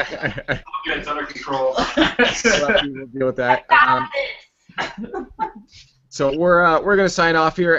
Thanks for watching. You can make sure to go to youtube.com/GamersRoundtable Show to see all the previous episodes. You don't want to miss them. Learn some news that's old. And you can find me at LeafX. That way you can find out when next episodes are going to be, even though it's always at 7 p.m. EDT on Wednesday. But you can find out what's going on with me and that stuff. We're going to get on the line and say goodbye to everybody that came out, and thanks for coming out. So, hello, Charles. It's always you. Thanks for coming out. Hello. Thank you for having me. Thank you for continuing to have me. What did you call him earlier? Charles? Charles. No, I think I said. Charles said. I can't even remember. It was like Chalers or something. But you can find Chalers on Twitter at cstovetop. You can also find them on Twitch, twitch.tv/cstove. Watch some video games. Next to him, we had the latecomer, many weeks late, but hopefully we'll have him in the next few coming episodes too, because we missed you, bud. But you can find Eric Miller on Twitter at EricMiller3. So thanks for coming out, Eric. Yep. Sorry for being a ghost, but We miss you. back. I'm back, and I'm back in action now. So. Back with Dude, wait, what's your cat's name again? I don't know why I would. Friends Gilbert. Gilbert. All right, so we gotta move it over. Thanks, Gilbert, for coming out and joining us on this episode today. Thanks for causing a catastrophe. Oh my god. Oh, the puns. But she's Gilbert shedding. And we'll thank Gilbert Slaves, Sarah and Zach for coming out. his human. Come on. But yeah, thank you for having us. It's good to be back, guys. I had a couple weeks off. Hopefully, it'll be around more. Yep. Yeah. And you're making me and Charles very lonely, you guys. Everybody's just leaving us. But you can find. Hey, I'm gonna eat cookies and watch MacGyver if you want to come over. Are you down? That sounds like a hell of a time, actually. Dude, that's a really good time. Eric, look what I got. Oh shit. All right, fuck you. I gotta go. Bye. It is actually. That's good. Sorry, before we sign off, in case people don't know, Eric is addicted. He is the Cookie Monster for Decadence, which you can only get up here in Canada, so we have to ship them to him. And if he doesn't get them from us, he doesn't get them at all, and he goes into a killing frenzy. I feel kind of bad. I didn't put any in his package that I sent this time. Ooh. Uh-oh. You dead kid. Yeah. I already got his PayPal transfer, so I'm good. That's the only reason he orders the arts is just for It's a secret sort of thing. Painting and he's like, fuck this, He- where's my cookies? He uses them as a fire to warm up the cookies. That's what it is. But yeah, you can follow Zach at Zachary Hart on the Twitter, and you can find Sarah at Yosarar. That's Y0 SARAWR on T tweets, and you can find that creepy man in the back there. You got some tweets. Sarah Bellis. You can find me on Facebook. I got a profile there. It's good. I'm on social networks. On Facebook. And once again, I'm LeafX. You can find me everywhere at LeafX. LeafX, just search that in your preferred search engine, and you'll find me. But thanks again for coming out. Thanks for watching. We had a couple questions there. Bring some more next time. We love questions. We love answering those and interacting with you guys. But once again, thanks for coming out. And until next time, keep gaming hard.